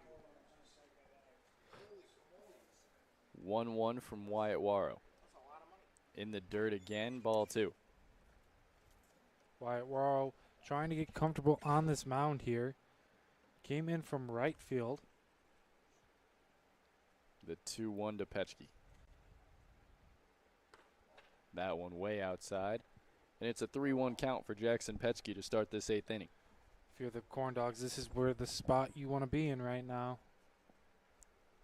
This has got to be good if you're Petchke. That one was He fouled it off his foot and ended up in fair territory. I was scared there for a second. Yeah, fouled me it too. off his foot, and it's a full count to open things in the 8th. We saw a dribbler earlier in the game off a broken bat, so I was a little scared about this. 3-2. We could be seeing the beginnings of a battle here. This one ripped There through we the go. right side for a Yes. base hit. Jackson Petchke leads things off in the 8th with a single off Wyatt Waro. Now that brings up the ever dangerous Angelo Luna. He's playing a great defensive outfield today. Absolutely has not let anything drop. No, a lot of putouts in center field. Slow day from the plate, but then in a game like this, there's been a couple slow days at the plate. Yeah. He has a double. That's about it so far. Didn't think we were even going to get 6 runs today at all with the way the game started.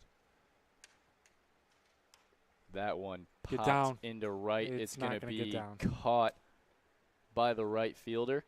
And there's one away with a man on first for John Connors. It was smart by the Orioles, obviously, to bring in a lefty here when you got a string of lefties coming up with Pesky, Luna, and now John Connors.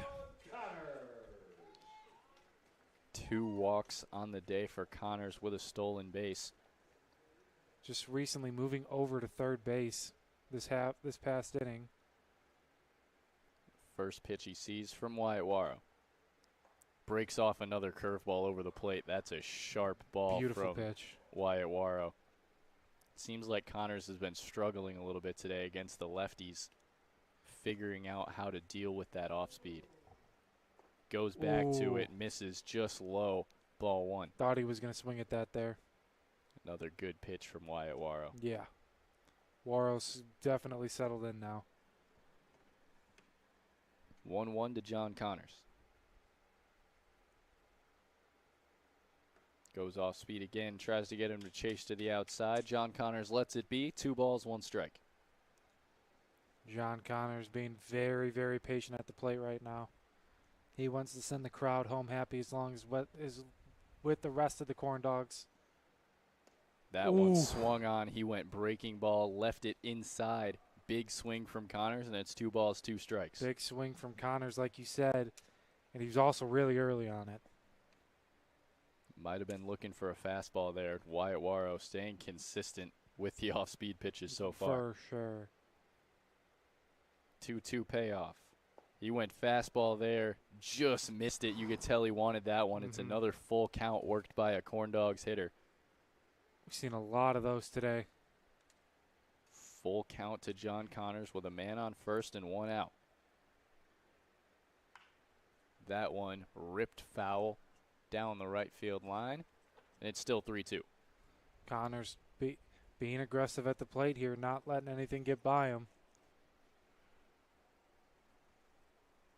3-2 count here for Wyatt Waro. Locked in a battle with John Connors. Pitch, breaking ball, left it outside. Easy take for Connors. Shucked the bat. And it's going to be first and second with 1 out for Nolan Lasky. Big spot for Lasky here. We saw him rope a double earlier. Hoping to see him do it here again. A double could be the decider in this game. Pretty decent speed on the bases in Jackson Petchke. Anything to the outfield is dangerous here. First pitch from Waro broke off a changeup right in the middle of the plate for strike 1. We've said that today. Thought about a lot of deciding at bats, but ultimately we are here in a 6-6 tie. 0-1. Lasky took a hack at it, fouled it back to the screen, and Wyatt Waro gets ahead 0-2. I think I'm going to say this. This has been the best game I've called of my career so far. It's been very entertaining. This has been a fun one. No balls, 2 strikes. Wyatt Waro working on Nolan Lasky. This pitch driven deep into center field. Charlie Parcell going to be under it. Jackson Petchke going to go into third easily. Throw almost got away from the third baseman. Now first and third with 2 outs. Lasky moves the runner and puts a man in scoring position for Billy Chidsey. Billy Chidsey up in a big spot here. Can take. Oh, Oh, we might have a change. Might see a pitching change here. Or it's just Tim Stoddard going out there to calm down Wyatt Warrow before going into this crucial at-bat. Not quite sure because he booked it out there. He was not wasting any time, wanting to keep his guys hot. Wyatt Warrow is going to stay out there. Good to have good to have faith in your pitcher here.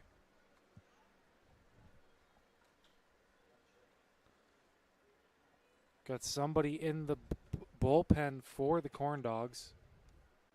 Looks like it's number 8, Braylon Holland. Seen him pitch a couple innings for the Corndogs so far, primarily a catcher. But we have seen him throw some solid innings of work for the Corndogs. Seen him with the great arm behind the dish, too. First pitch to Billy Chidsey, slider on the outer half for Nice strike pitch. one. Nice pitch there from Warrow, excuse me.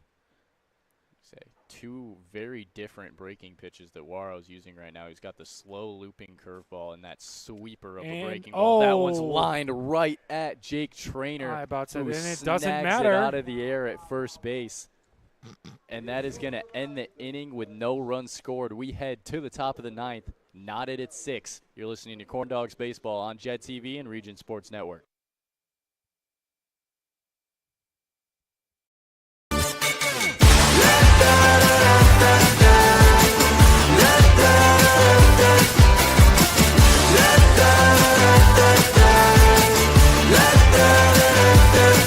Hold up, now do what you do.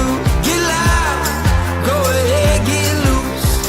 Get down to business, tell everyone nothing's off limits. You can have anything you want.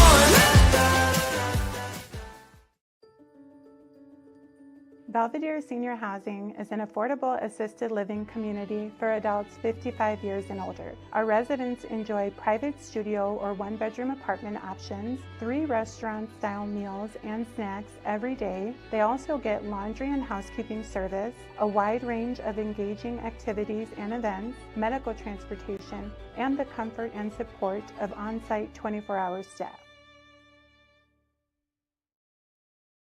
Headquartered in Maryville, Indiana, Centier Bank continues to play a pivotal role in every community we serve.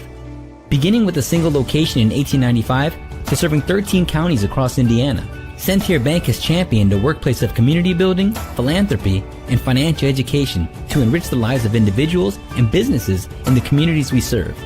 Our promise for a better tomorrow for generations to come is what sets Centier apart. Centier Bank, Indiana's largest private family-owned bank.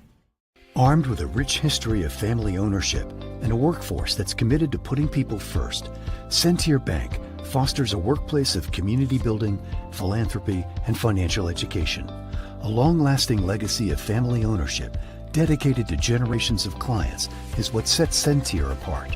Trust the integrity, experience, and personal service of Centier, Indiana's largest private family-owned bank. For more information, go to Centier.com. At Strachan Van Til, we believe grocery shopping should be simple. Now, shopping is easier than ever with our new and improved website. Find what you need fast.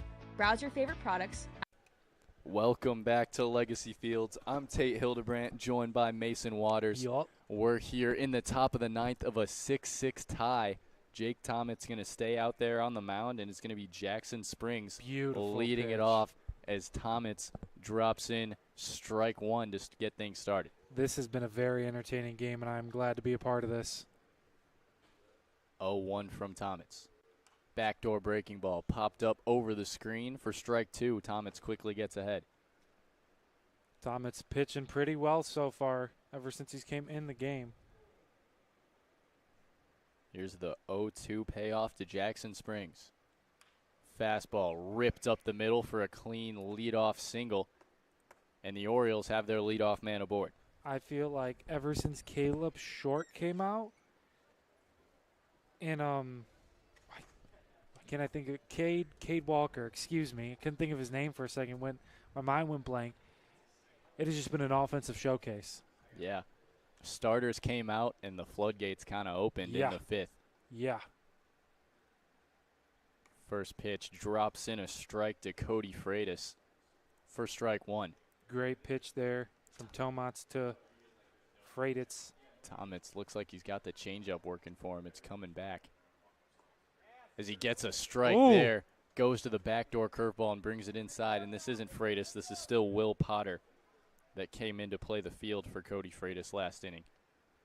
Playing third base for the Orioles. Down 0-2 here. Swing and a miss. Jake Tomats goes fastball inside and saws him off for the first out of the inning. What a pitch from Jake Tomats. What an at-bat from Jake Tomats, setting him down.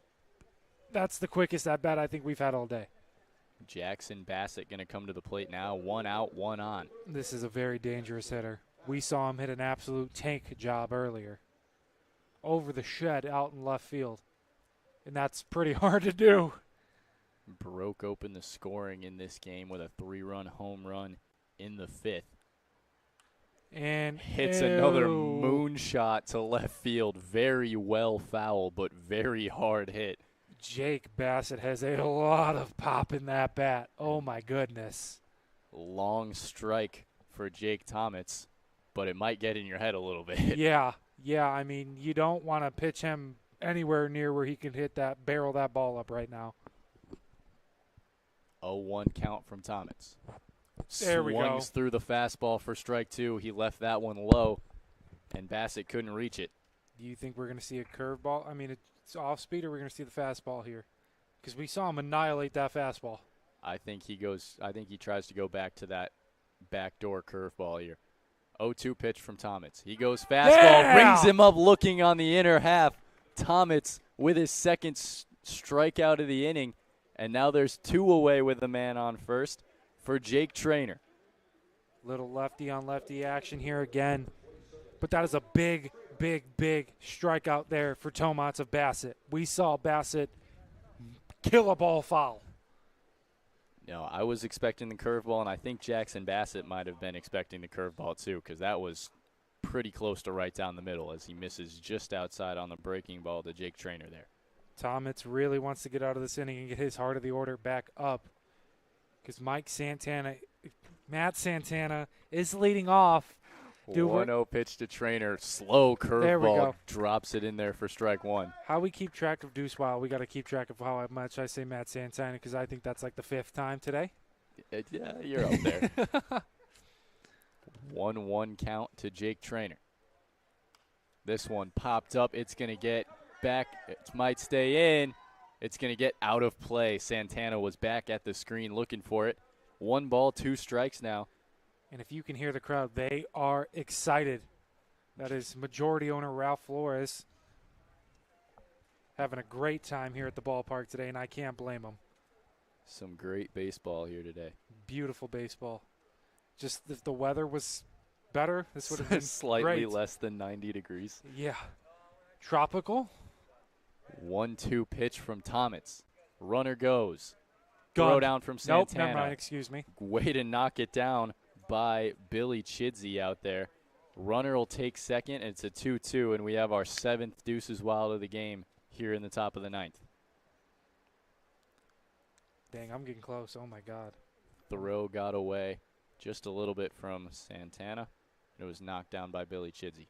2-2, this one line. Please. Billy Jones has it on the ground. Throw to first, Yes. and they're out of the inning. Corndogs throw up a 0 in the top of the 9th. They're going to get their chance at it. We're tied 6-6. You're listening to Corndogs Baseball on Jet TV and Region Sports Network.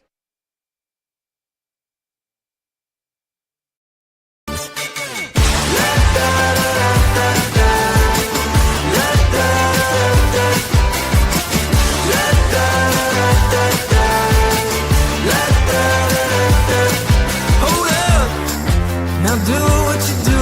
Get loud, go ahead, get loose.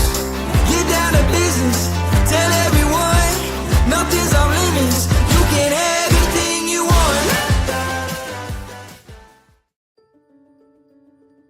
Belvedere Senior Housing is an affordable assisted living community for adults 55 years and older. Our residents enjoy private studio or one-bedroom apartment options, 3 restaurant-style meals and snacks every day. They also get laundry and housekeeping service, a wide range of engaging activities and events, medical transportation, and the comfort and support of on-site 24-hour staff.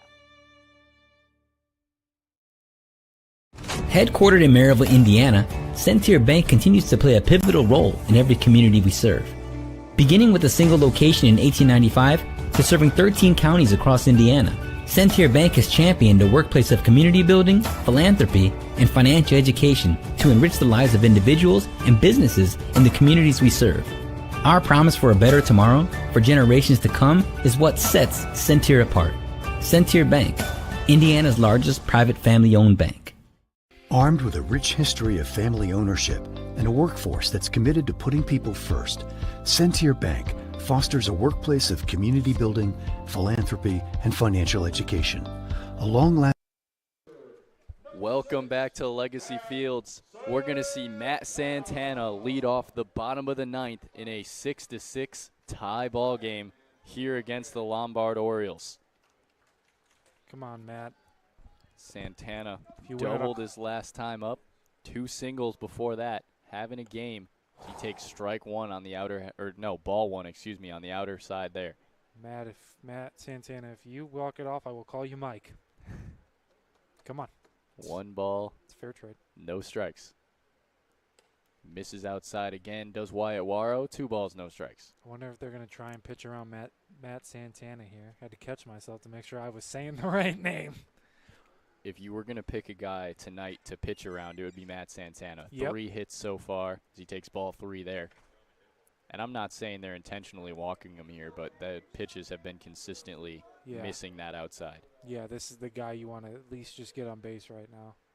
3-0. Fires a fastball there for strike 1. Way to be competitive. Matt Santana taking all the way. Now a 3-1 count.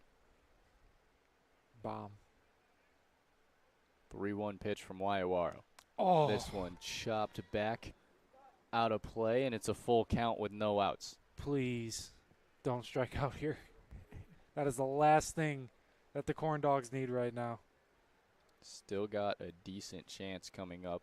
Matt Santana followed by Billy Jones and Jack Salziders. Here's the 3-2, and it's taken for ball 4. Leadoff walk for the Corndogs. I thought it hit him there just with the way he reached down. I was like, did that hit him? No. Just taking off his shin guard. That'll bring up Billy Jones with a man on and nobody out. This is the guy. This is another guy. This is the heart of the order you want up right now. It's a little bit of a delayed heart of the order. Generally, you don't think as your 6 and 7 hitters as particularly dangerous, but the Corndogs have it all throughout their lineup. He squares around a bunt and takes a ball on the inside there. This is the guy you want to bunt here because he's got the speed. Speed on the bases as well. It's just, this is where you could play small ball. You only need 1. Do anything it takes to move a runner around. As this one gets past Wyatt Warrow. It's got really excited. It's going to be 1st and 2nd with nobody out as Wyatt Warrow tried to barehand that and throw it to 2nd and just missed it. It's going to be 1st and 2nd, nobody out for Jack Salzider. I apologize for getting super excited over a bunt there, but I thought it was going to be an out at 2nd. Nope. And Salzider talking to his coach here. Think we're going to see another bunt here, play a little small ball, as you said? I wouldn't be at all surprised if we just saw kind of a drag bunt down the first baseline, trying to get Matt Santana to 3rd with 1 out. No outs. No outs. Yep. Tried it and missed for strike 1. I am ready to jump out of this seat. Salzider went and double clutched before he decided to try around again. That was kind of odd there. But 0-1. He'll square around here. Take it outside for ball 1. Bunting, in my opinion, one of the, not the most, the hardest thing to learn, but it's one of the most difficult things to, get nailed down. 1-1. Squares around, lays it down perfectly down the 3rd baseline. Flip the 3rd. Oh. They say he got him. What a play by Wyatt Warrow coming off the mound. and flipping to third to get Matt Santana. It's going to be first and second with one out. Adam Walters, it looks like, up to the plate. Adam Walters coming in to hit for Aslan Farinelli. And that was really about as good a bunt as you can put down from Jack Salzider. It was just a great play by Wyatt Waro. Even better play. But you got speed on the bases all around. You think we're going to see Billy Jones go here? This would be a crazy steal in this situation. Oh, this one bounced fair. It's going to get there. He tags out Walters. And now this is the spot that you dream of. Jackson Petchke coming to the plate. Second and third, 2 outs in a tie ball game in the ninth. It's hit to the outfield. It is obviously a win. I don't know where I was going with that, but Petchke looking to make up for his pitching, his inning earlier when he got into the pitch.